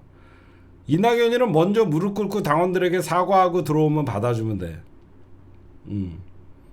근데 그 새끼 절대 무릎 꿇지 않거든. 어디서 사과를 저는 딴 사람들은 어제 박용진이 일찍 와갖고 기다리고 저는 민주당이 이거라고 봐요. 이재명 당대표가 여러분들 오늘 여러분들 알다시피 김경수가 뭐라고 합니까? 이재명 당대표의 중도 보수 발언에 김경수 자기도 공감한다. 제 말씀과 같은 취지다. 힘 실어주고 있어요. 김경수가 2박 3일간 광주 전남 방문해서 이재명 당대표의 중도 보수는 제 마음과 똑같다라고 하면서 힘을 실어주기 시작하고 김부겸도 국민통합 이뤄내야 된다라고 하니까 이재명 당대표가 저도 책임이 있다라고 얘기하면서 맞장구 쳐주고 그쵸? 그러면 여러분들 뭐 박용진도 품어. 근데 박용진 이런 애들은 키워주면 안 되는데 사실. 근데 일단은 대통령 되는 게 중요하니까 다 껴안고 가잖아.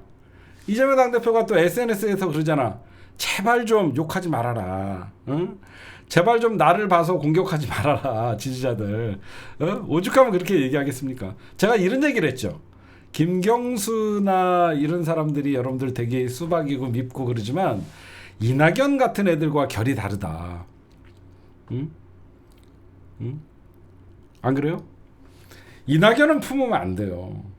이낙연은요, 뭐, 딴 사람들이 품자라고 의견은 제시할 수 있지만, 이낙연은 적어도 당원들에게 사과하고 들어와야 돼요. 근데 받으면 안 돼요, 그런 애들. 우리가 선거공학을 보면, 1 플러스 1이 2가 되는 게 우리가 수학의 논리지만, 선거는 그러지 않아요. 1 플러스 1이 때로는 제로가 돼요. 1 플러스 1이. 제가 가끔 여러분들에게 위기감을 좀 살리기 위해서 박근혜 탄핵 이후에 홍준표, 안철수, 유승민의 지지율 다 합치면 문재인보다 높았다. 그쵸? 그건 수치상이죠. 그 당시에 문재인 대통령이 41.1을 얻었고 홍준표, 유승민, 안철수 3명이 다 합치면 거의 50% 가까이 됐거든요. 그러니까 위기감을 우리가 느끼자라고 얘기했는데 근데 사실 여러분들 선거는 그러지 않아요. 만약에 홍준표, 안철수, 유승민이가 단일화를 하게 되면요. 문재인 대통령의 지지율이 더 올라가요. 근데 그거는 우리가 경각심 차원에서 그냥 저쪽에 찍었던 사람들이 단일화를 하면 한쪽으로 표가 다 몰릴 거라고 생각하는데 그렇지 않거든요. 이낙연 같은 애는 민주당에 들어오면 마이너스입니다. 그러니까 제가 여러분들에게 경각심을 일으키기 위해서 박근혜 탄핵 이후에도 홍준표나 유승민이나 안철수의 지지율을 합치면 문재인보다 높았다. 이거는 단순한 수치지만 선거는 저쪽 3명이 합쳐진다 그래갖고 모두가 단일화를 한다고 그쪽으로 표가 가지 않아요. 나눠져요. 왜 그러냐? 여러분들 알다시피 이낙연 전 총리가 지난 대선 경선에서 이재명 당대표랑 붙었잖아요. 이낙연 지지자들이 이재명 당대표가 승리했다 그래갖고 지지자가 다 일로 오나요? 아니죠. 윤석열 찍잖아. 원래 당내 경선이 가장 치열한 거야. 그래서 제가 늘 당내 경선은 선을 넘으면 안 된다는 게 뭐냐면 후보 간의 선을 넘게 되면 지지자들끼리 갈라져요. 여러분들 만약에 지난 대선 경선에서 이낙연이가 이겼다 그러면 여러분들 이낙연이 찍고 싶을 것 같아? 투표를 포기하거나 이낙연 엿먹으라고 딴 사람을 찍어요. 선거는 그래요. 그래서 제가 이낙연이는 용서할 수 없다라는 게 지지자들이 분명히 이탈표가 보이고 윤석열을 찍는다고 난리를 치는데도 방관했단 말이에요. 그쵸? 응? 진짜 그래요. 그래서 제가 어떤 김경수나 이런 사람들이 서운한 말을 해도 이 사람들은 대선에서 힘을 보탤 사람들이다. 김두관, 김경수 필요한 사람들이에요. 이 사람들은 경남 도지사도 하고 그쪽 조직도 있고 그래서 이재명 당대표가 신경 쓰는 거고 박용진 같은 경우에는 왜 끼안으려고 하냐면 박용진이 또 매니아가 있더라고 또 대선 지지율 한 2, 3% 나오고 박용진도 나름 그 예전에 학생회장 운동권 학생회장 출신의 그 좀 진보 쪽에서 좀 인기가 있어. 그래서 끼얹는 거지. 하여튼 이재명 당대표가 끼얹으니까 여러분들 그 웬만하면 욕은 좀 멈추시고 좀 그렇게 했으면 좋겠어요. 여러분들 그다음에 이재명 당대표가 오늘은 여러분들 조계사를 찾아갔죠. 어제는 누구 찾아갔어요? 어제는 누구 찾아갔어요? 민주노총 찾아갔잖아요. 그쵸? 민주노총을 왜 찾아갔을까? 양대 노총. 민주노총, 한국노총을 찾아간 것은 최근에 이재명 당대표가 중도 보수를 선언을 하고 반도체법에 예외 조항을 두는 것도 나쁘지 않다라고 해서 노동계가 그쵸? 노동계가 반발할 조짐이 있을 수가 있잖아. 너무 외연확장하다 보니까 사실 그 안에 지지층한테 비판을 받을 수 있는 영향이 있을 수가 있기 때문에 52시간 그 예외 조항을 하면서 노동의 유연화를 사실상 얘기를 했잖아요. 근데 그런 어떤 화이트 칼라의 노동의 유연화랑 민주노총에 있는 어떤 그 양대 노총, 한국노총과 민주노총에 있는 노동자들과는 좀 다른 케이스잖아요. 그래서 우클릭 논란에 이재명 당대표가 양대 노총을 찾아가서 노동시간 단축, 주 4일제 입장은 명확하다. 그러나 어떤 화이트 칼라 이렇게 연봉 많이 받고 이런 사람들은 그쪽에 또 유연화 정책도 필요하다. 그렇게 투트랙으로 가는 거예요. 오늘 저는 이재명 당대표가 어제 얘기한 거 이거 정말 잘했다고 생각해요. 좌파, 우파 어떻게 이렇게 흑백 논리로만 세상을 사냐. 국민은 배고파. 이거 진짜 그쵸? 이거 와닿잖아요. 좌파, 우파, 국민은 배고파. 이거 정말로 하면서 이제 중도 보수 정당이라고 얘기한 것이고, 이게 왜 먹혀 들어가냐면 이재명 당대표는 국힘당은 계속 탄핵 반대 외칠 때 이재명 당대표는 중도 정당이라고 얘기하면서 이런 얘기가 참 멋있더라고. 내가 중도 보수가 한 건 내가 변한 게 아니라 시대가 변한 것이다. 이러면 사람들이 공감을 하죠. 선거라는 거는요, 누가 나에게 표를 찍어 행사하게끔 하려고 그러면 사람의 마음을 움직여야 되잖아요. 그럼 사람의 마음을 움직이는 가장 여러분들 좋은 방법이 뭐냐면요, 공감이에요. 그 사람이 내 얘기에 공감될 만한 노동자들을 만났을 때는 노동자들의 처우 개선, 그러면 그 사람들이 여태까지 겪고 있었던 것을 어머 이재명은 다 알고 있었네, 이런 공감대가 형성될 때 사람들은 저 사람에게 꼭 한 표를 주고 싶은 거거든요. 그러다 보니까 지금 이재명 당대표가 뭐 중도 보수니 우클릭을 한다고 하면서 여기서 비판하지만 이재명 당대표가 딱 얘기하잖아. 내가 변한 게 아니라, 민주당이 변한 게 아니라 시대가 변했다. 시대도 시대에 맞게 진정한 보수가 합리적인 진보성을 가지고 있어야 된다. 이 얘기를 하는 거예요. 여태까지 대한민국 보수라고 참칭하던 자들 지금 뭐 하고 있습니까? 정광훈이 끌어안고 윤석열이 끌어안고 진짜 여러분들 진보든 보수든 국민의 삶에 조금이라도 발전하고 도움이 된다 그러면 뭘 못하겠습니까? 저는 이것도 되게 재밌었어요. 이재명 당대표가 중도 보수라고 하니까 국힘당이 이재명 그러면 우리 보수당에 입당해라. 이거 너무 웃겼어요. 이게 왜 웃겼냐면 국힘당 바보들이에요. 이재명이 중도 보수하면요, 사실 쌩까면 돼요. 근데 이재명이 중도 보수하라니까 걸려들은 거죠. 걸려들어갖고 넌 중도 보수가 아니야 라고 하면 사람들은 중도 보수만 기억하잖아. 그쵸? 이재명 당대표가 중도 보수를 선언했는데 진짜 보수는 우리다, 정통 보수다라고 하거나 그렇게 받아치면 되는데, 야 너 그러면 국힘당 입당해 하니까 이재명 당대표가 내가 왜 구구 범죄당에 입당해? 니네가 중도면 우리 당에 입당해. 말되지 않아? 이거 진짜 정부 감각 대박이야. 응? 이재명 당대표가 중도 보수라고 하니까 국힘당이 우리가 보수니까 우리 당에 입당하라. 아니다, 나는 구구 범죄당에는 입당 안 한다. 니네가 중도면 니네가 입당해라. 이건 정말 대박인 거예요. 그 다음에 마지막으로 이재명 당대표가 제발 지지자들 모멸적 공격 멈춰달라.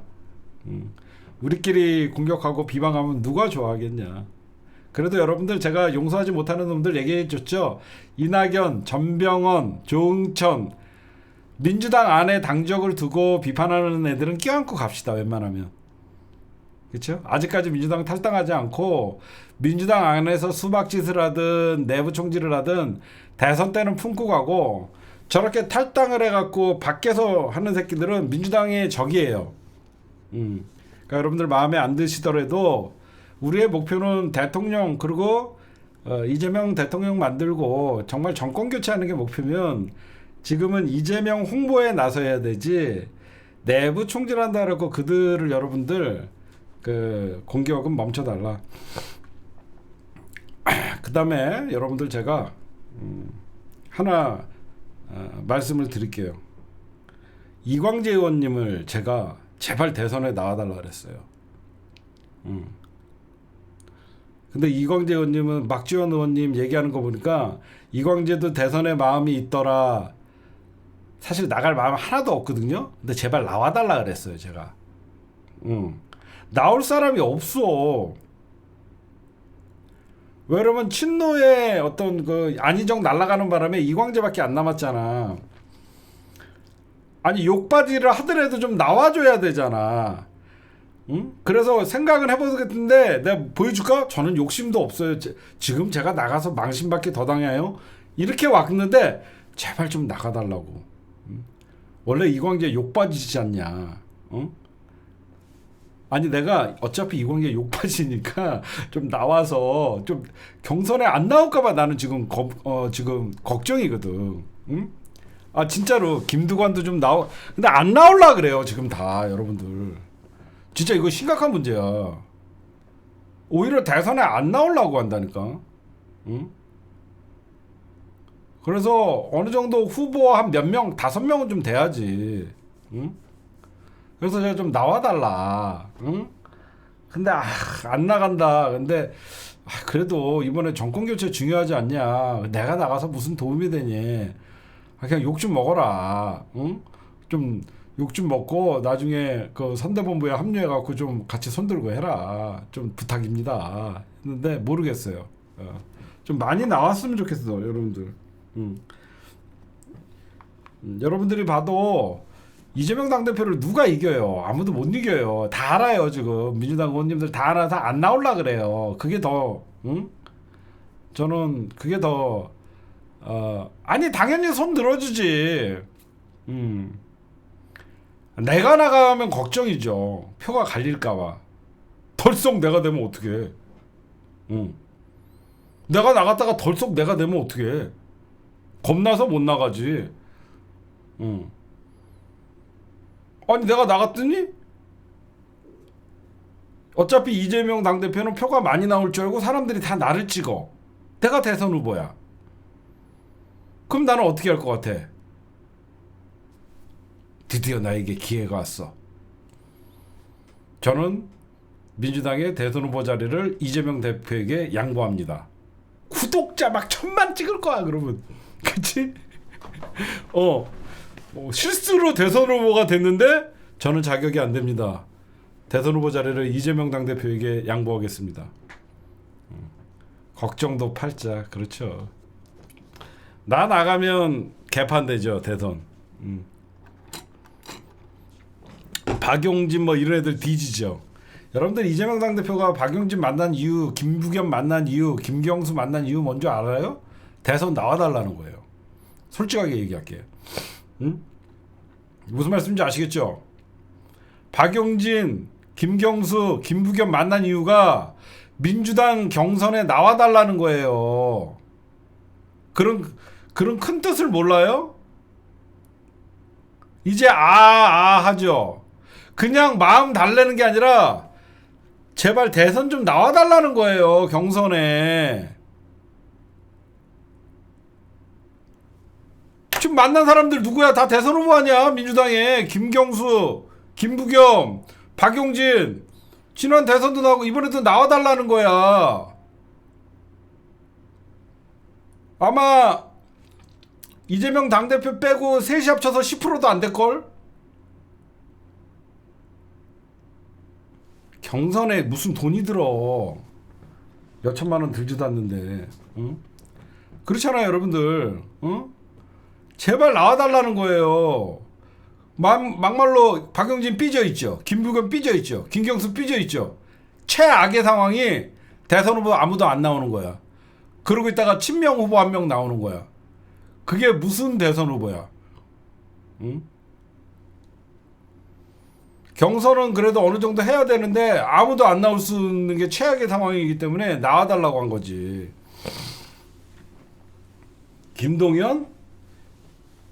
김동연이는 진짜 저쪽 당 후보로 나와도 아무렇지도 않은 애고.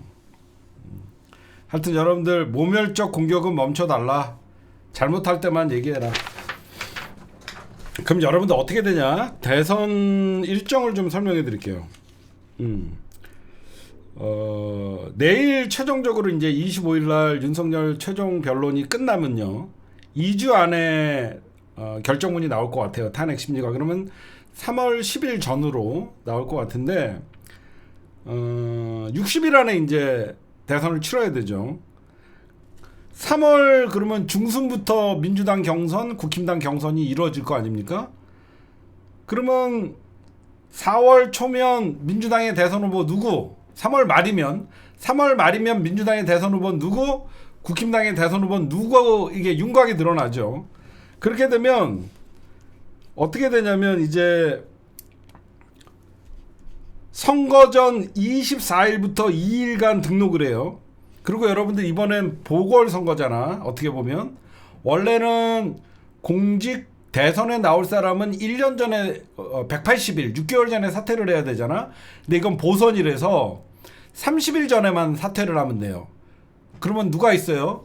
저쪽에는 홍준표 대구시장, 오세발이 서울시장, 이런 애들은 30일 전에만 사퇴를 하면 돼요. 그러니까 지난 대선에서 홍준표가 그때 경남도지사였나요? 경남도지사를 경선까지 사퇴를 하라고 막 난리치는데 사퇴 안 하고 경선을 버텼잖아요. 그러고 나서 떨어지고 그냥 대구시장이었나? 뭐 하여튼 갔잖아요. 그래서 여러분들이 보시면 지방자치단체나 장관 등 공직자는 선거 30일 전에 사퇴해야 됩니다. 이번에는. 원래는 180일로 알고 있는데 홍준표, 그 다음에 뭐 이철우 경북도지사, 지난번에는 홍준표가 경남지사직을 유지한 채 경선에 참여했었고, 이재명 당대표도 여러분들 아시다시피 2017년도인가? 2017년도에 성남시장직을 유지한 채로 그때 도전을 했었잖아요. 그래서 하여튼 요런 일정 4월 초면 민주당의 대선 후보가 정해져요. 한 달도 안 남았어요, 여러분들. 시간 진짜 빨리 가지. 한 달 후면 민주당의 대선 후보가 이재명 정해지는 거고, 국힘당 뭐 오세발이, 저는 저쪽은 한동훈 김문수 싸움 요 정도로 봐요. 한동훈 김문수. 왜 그러면 오세훈이랑 홍준표는 명태균 휴대폰에 이제 막 갔어요, 다. 지금 오세훈이가 가장 거짓말을 많이 해서 치명타가 제일 클 것 같고, 홍준표는 명태균 만난 일 없다라고 했더니 지금 명태균이가 얘기하는 것들이 대부분 검찰에서 진술한 내용과 동일합니다. 그래서 제가 보면 홍준표 오세훈이는 거의 명태균 휴대폰 때문에 거의 후보로 나올 수 있는 확률이 없다라고 봐요, 저는. 나오더라도 치명타를 입고 중도 사퇴를 할 수밖에 없는 상황이 펼쳐질 것 같아요. 홍준표는 벌써 만난 일, 통화한 일 없다라고 하더니 지금 벌써 사진도 홍준표랑 같이 있는 사진 나오고 녹취록까지 까지고 있고, 오세발이는 지금 김영선에게 서울시장 도와주면 SH공사 사장 약속을 했다, 이런 것들이 다 나오잖아. 쟤네들은 사실 끝장났어요. 홍준표도 계속 말 바꾸고 오세훈이도 계속 말 바꾸고 저거 못 빠져나갑니다. 그리고 여러분들 저거 알아요? 명태균 수사 검사 8명이 김건희 수사 필요하다고 보고서에 설명을 했어요. 이번에 창원지검에서 수사를 잘했는데 어디서 막혔냐면 김건희에서 막혔잖아. 김건희 윤석열에서 수사가 딱 멈춰버린 거야. 그 전에 사람들은 잘 조사를 했잖아. 근데 이게 이례적입니다. 통상적으로 기소를 하면서 공소장에 2명 이상의 검사가 연명으로 서명하는 사례가 있었지만, 수사 보고서에 여러 명의 검사가 연서명하는 경우는 매우 이례적이죠. 이건 무슨 말이냐면, 윤석열이가 자기는 공천 개입을 한 적이 없고 김건희도 없다라고 얘기하는데 수사를 해보니까 김건희는 수사가 필요하다. 사실상 김건희가 모든 공천에 개입했다라는 결론을 내린 거죠. 근데 혼자 검사가 자기 이름으로 수사 보고서를 올리면 부담이 있으니까 8명의 검사가 날인을 한 거야. 서명을 한 거야. 연속으로 서명을 8명이 하면 책임이 분산이 되고 단체를 건드리지 못하잖아. 이거는 김건희가 굉장히 위증한 죄를 졌다라고 볼 수 있는 거예요.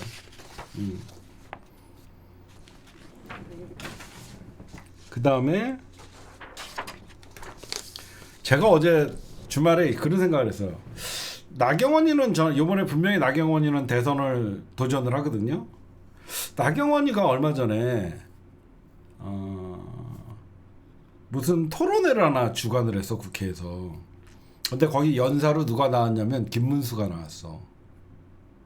왜 나경원이가 김문수를 바로 발제자 토론회 어떤 연사로 세웠을까?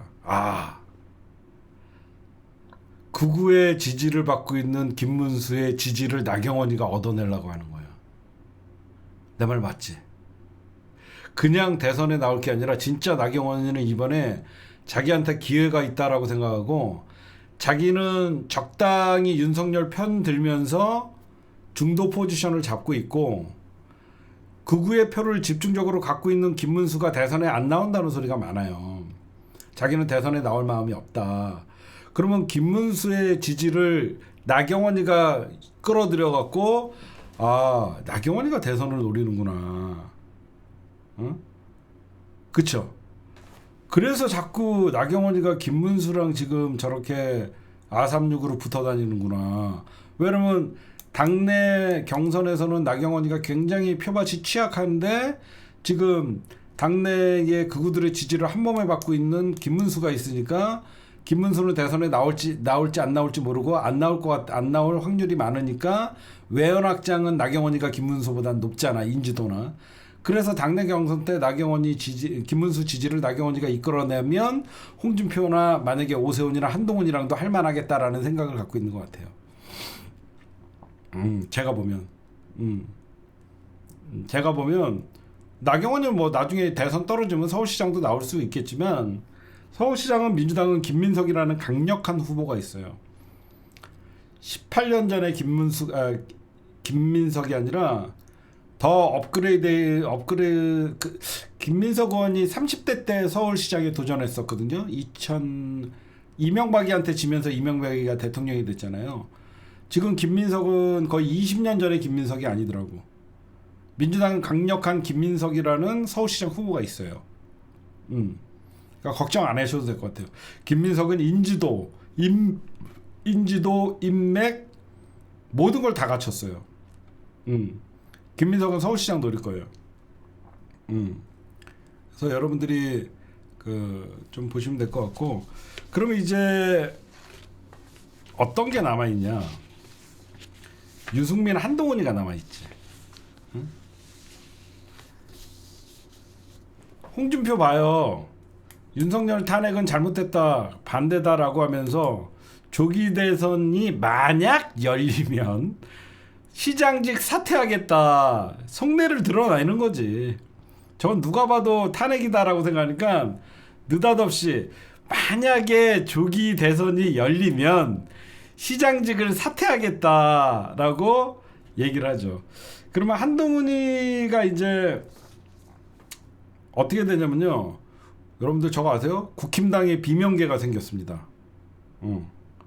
국힘당에도 비명계가 존재해요. 그게 무슨 말이냐? 명태균과 연관이 없는 비명계, 즉 한동훈, 유승민, 안철수가 연대할 가능성이 많아요. 제가 김민석 의원을 사실 민주당에 들어오는데 제가 진짜 힘껏 도왔었고, 제가 김민석이 안티가 된 게 아니라 김민석 의원에게 엄청난 실망을 했었던 것은 국회에 들어가면 검찰개혁에 대해서 목숨을 걸 것 같이 얘기하면서 서초동 촛불 집회에서 그렇게 얘기를 하더니 김민석이 국회에 들어가더니 검찰개혁은 검자도 꺼내지 않더라고. 근데 지금 지나고 나니까 21대에서는 그 어떤 얘기도 먹히지 않았을 것 같아요. 그때 그래서 제가 김인석 의원에게는 엄청 배신감을 느꼈었어요. 국힘당 안에서 이제 비명계가 있습니다. 비명태균계. 한동훈, 유승민, 안철수는 연대할 수밖에 없어요. 제가 보면 한동훈, 유승민, 안철수는 연대할 수밖에 없습니다. 저쪽은 홍준표,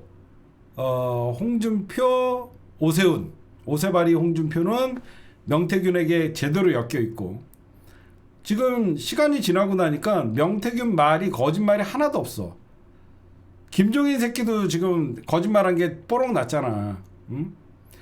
저는 그 사기꾼을 본 적이 없다고 봐요. 저는 그 명태균이라는 자가 왜 그 아크로비스타 갔더니 앉아 있는 거 왜 저런 사람이랑 어울리나, 저는 그런 의아했다고 봐요. 그래서 김종인이도 보니까 직접적으로 다 연관돼 있고, 명태균이 혼자 여러분들 다 진실을 얘기하고, 홍준표 만난 적 없다 그러더니 음성 파일도 있고,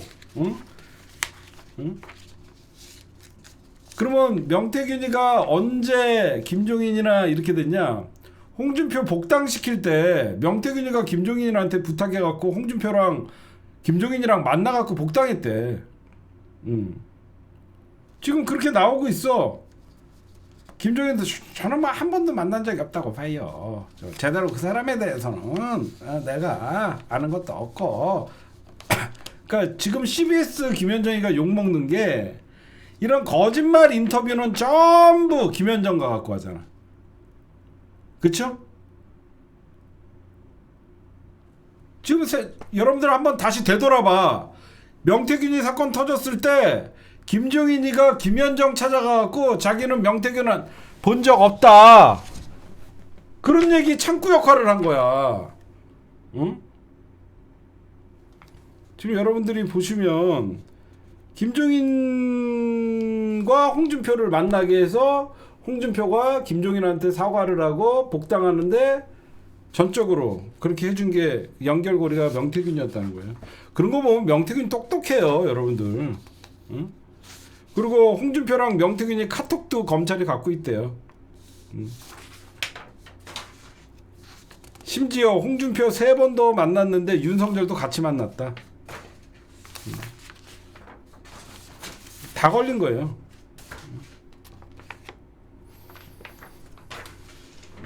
저는 여러분들 유승민이가 한동훈과 연대할 가능성이 많습니다.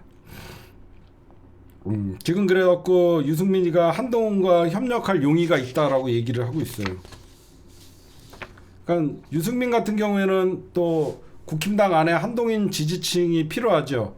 그래서 당내 경선에서 한동훈이 손을 잡으면 유승민이가 할만하잖아. 그래서 유승민이는 당내 기반이 없기 때문에 지금 한동훈이 필요한 거고, 한동훈이가 만약에 유승민에게 양보를 할 것이냐, 그건 좀 모르죠. 지금 보니까 그래요. 그래서 안철수, 한동훈, 유승민 비명연대, 비명태균 연대가 가시화된다. 제가 보면 그렇게 예상을 할 수 있을 것 같고,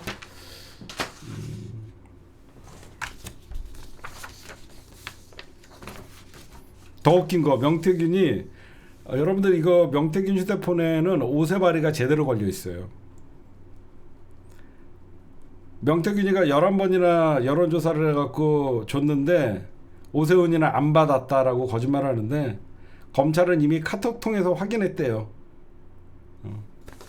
김종인도 확인하고 오세훈도 확인하고. 그리고 오늘 오세훈이 한 건 했죠. 저소득층 아이라고 하고 고소득층은 자녀라고 하고, 이 몸에 밴 인식이에요. 저소득층은 아이들이라고 그냥 평범하게 부르고, 저소득층 아이들과 고소득층 자녀분들, 나쁜 새끼죠. 벌써부터 아이들을 차별하고 계급화 시키는 거예요. 이게 뿌리 깊은 특권 의식입니다. 이게 뿌리 깊은 특권 의식에서 나오는 자연스러운 얘기예요.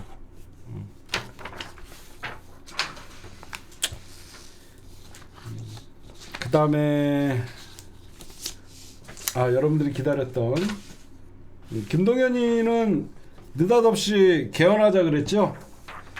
그러니까 이재명 당대표가 개헌은 블랙홀이다. 지금 내란에 집중해야 된다. 개헌 얘기할 때가 아니다. 했더니 블랙홀은 김동연이가 개헌은 블랙홀이 아닌 관문이다라고 얘기했는데 미안한데 뭐 의견은 좋은데 시간이 없어. 개헌하려고 그러면 시간이 없어. 개헌은 국민투표도 붙여야 되고 그냥 지져. 김동연이는 그냥 지져대고 누구 덕택에 씨발 진짜 여기 안 나올 수. 누구 덕택에 경기도지사 헤쳐먹으면서 어디서 딴지를 걸고 있어. 개헌은 내가 늘 얘기하지만 민주당이 집권했을 때 해야 됩니다. 이런 전국에서는 개헌하는 거 아니에요.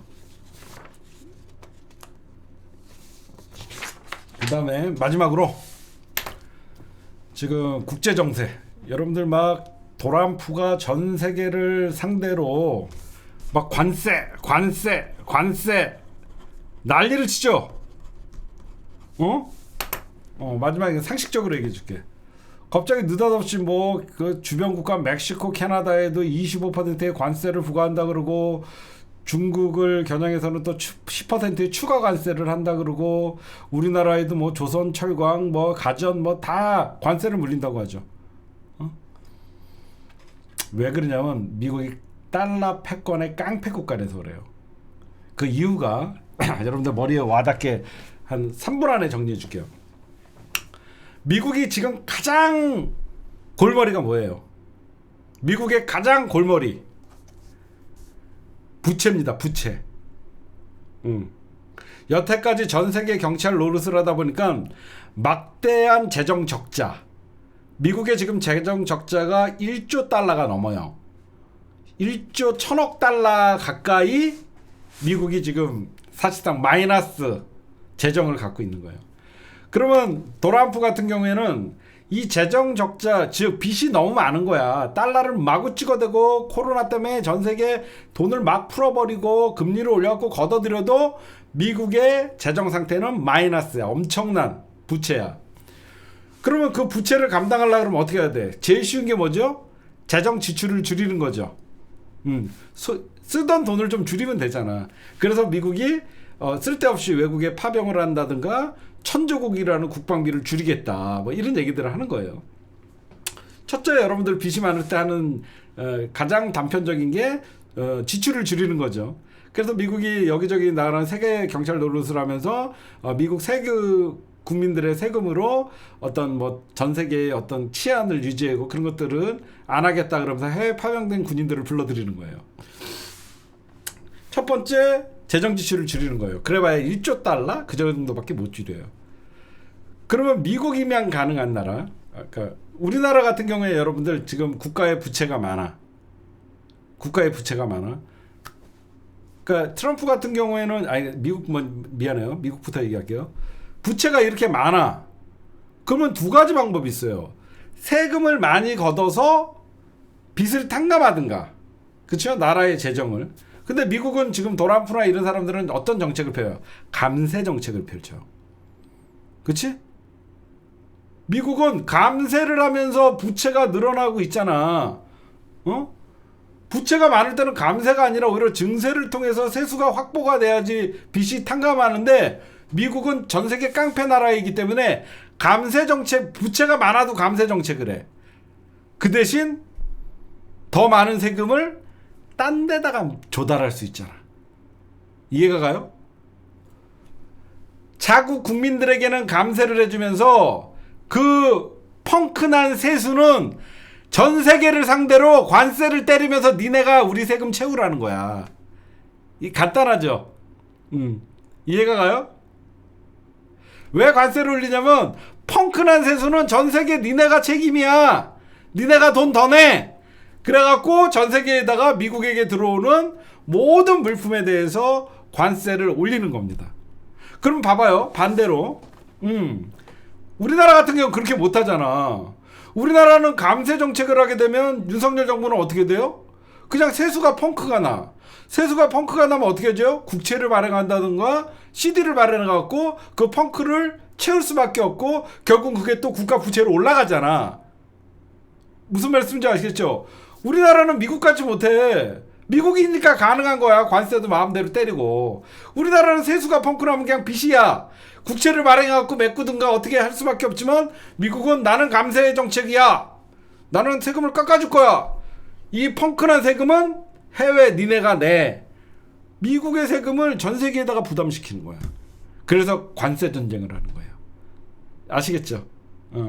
미국이 부채가 많어. 근데 정책은 트럼프 기조는 감세야. 그 펑크난 세수를 어떻게? 그런 건 간단해요. 전 세계에서 골고루 나눠서 내세요. 국방비도 올리고, 주한미군 주둔비도 올리고, 파병비도 올리고, 물건 들어올 때 전부 올리세요. 이거야. 미국이니까 가능한 거지. 우리나라 같으면 못하지. 큰일 나지.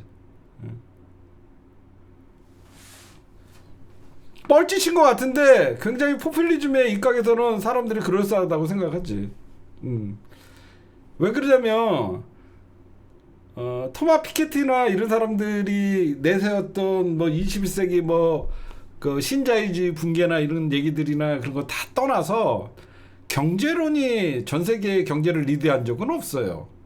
결국은 어떤 경제학 이론도 얼마 못 가서 다 한계를 드러낸단 말이야. 어떻게 보면 트럼프는 자국이 전 세계에서 가장 힘있는 나라, 달러 패권, 천조국이라는 군사력, 이걸 가지고 전 세계를 상대로 자기네들이 얻을 수 있는 최대의 효과를 얻는 거야. 최대의 효과를 얻는 거야. 이거는 저는 나중에 결과론적으로 트럼프의 경제 정책이 어떻게 될지는 모르지만 일시적으로 미국 국민들한테는 굉장히 좋은 거죠. 일시적으로는. 그러니까 트럼프 같은 국우는 자국민을 우선으로 하잖아. 우리나라 국어들은 일본을 우선시하고 미국을 우선시하잖아. 그러니까 극우의 개념이 다른 거죠. 트럼프는 진짜 극우예요. 자기 나라만, 자기 국민들만 잘 살면 된다는 거야. 다른 나라가 망하든 빚이든 전쟁이 나든 아무 상관없어. 그러니까 어때요? 지금 트럼프가 집권하고 나서 가장 뒤통수 맞은 새끼가 누구예요? 젤렌스키. 그 새끼 지금 원래 대통령직 임기 원래 그 전에 끝났는데 전쟁 계속 미국의 힘에 입어갖고 전쟁 질질질 끌면서 대통령직 계속 유지하고 있었잖아. 근데 트럼프가 대통령 당선되자마자 강제 종전. 강제 종전이라고 들어봤습니까? 전쟁, no. 그만. 왜 그러냐? 지금 푸틴은 뒤에서 역시 도람프. My friend 도람프. I love 도람프. 푸틴은 가만히 있어도 땅도 회복해주고. 왜? 푸틴이랑 도람프랑 잘 맞거든. 푸틴이랑 도람프랑 전쟁은 우크라이나 당사국 싹 빼고 도람프랑 누가 보면 트럼프랑 푸틴이랑 싸웠는 줄 알아. 젤렌스키 자기네 자원 다 뺏기고 고갈되고 처음엔 반대했다가 그러면 너도 이제 영원히 바이바이 그랬더니 그러면 알겠다 나 좀 끼워달라 그래갖고 그러면 우크라이나에 있는 뭐 히토류 광물 75%를 미국에게 바치세요. 트럼프는 가만히 있어서 우크라이나의 모든 그 자원들을 결국 미래는 자원 전쟁이잖아. 싹 가져오고 전쟁은 그만하라 그러면서 러시아와 지금 연대를 해갖고 그렇게 하고 있죠. 이렇게 되면 어떻게 되냐면 유럽이 여태까지 어떻게 보면 우크라이나의 나토 가입을 환영해주면서 유럽에서도 러시아를 상대로 그 우크라이나를 지원했잖아요. 미국이 손 떼면 유럽 정책, 유럽에서도 굳이 우크라이나를 지원하거나 그런 일은 없죠. 그 시기가 진짜 지금 이제 가장 당황했죠. 이번에 도람프 당선에 가장 비명을 지른 건 젤란스키, 그스키. 전쟁 3년 동안 했던 그스키. 전쟁에 지네가 침략받았는데 모든 책임은 젤란스키가 지게 되는 거죠. 현재 국제 문제는 그렇게 돌아가서 이거는 종전이 아니라 강제 종료. 그러니까 컴퓨터를 끈 거야 강제로. 천천히 재부팅을 해야 되는데 다시 전열을 가다듬고 재부팅을 해. 종전 협상 이런 거 없어. 그냥 도란프가 그냥 꺼버린 거야 컴퓨터를. 그냥 꺼버려서 강제 종료가 된 거야. 다시 켰더니 이미 협상이 도란프랑 푸틴이 짜고 끝냈어. 국경선 이렇게 싹 거버리고. 지금 그런 상황이에요. 그러니까 미국이 관세를 갑자기 관세 전쟁을 펼치는 것은 미국은 기본적으로 도란프는 감세 정책이고 감세 정책에 펑크난 세수를 전 세계에게 부담시키기 위해서 그런 것이다.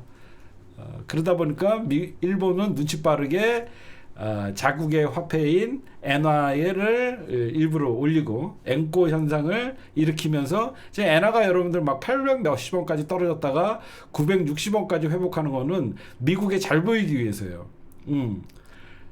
자꾸 엔저 현상을 나타내면 일본이 수출하는데 굉장히 유리하잖아요.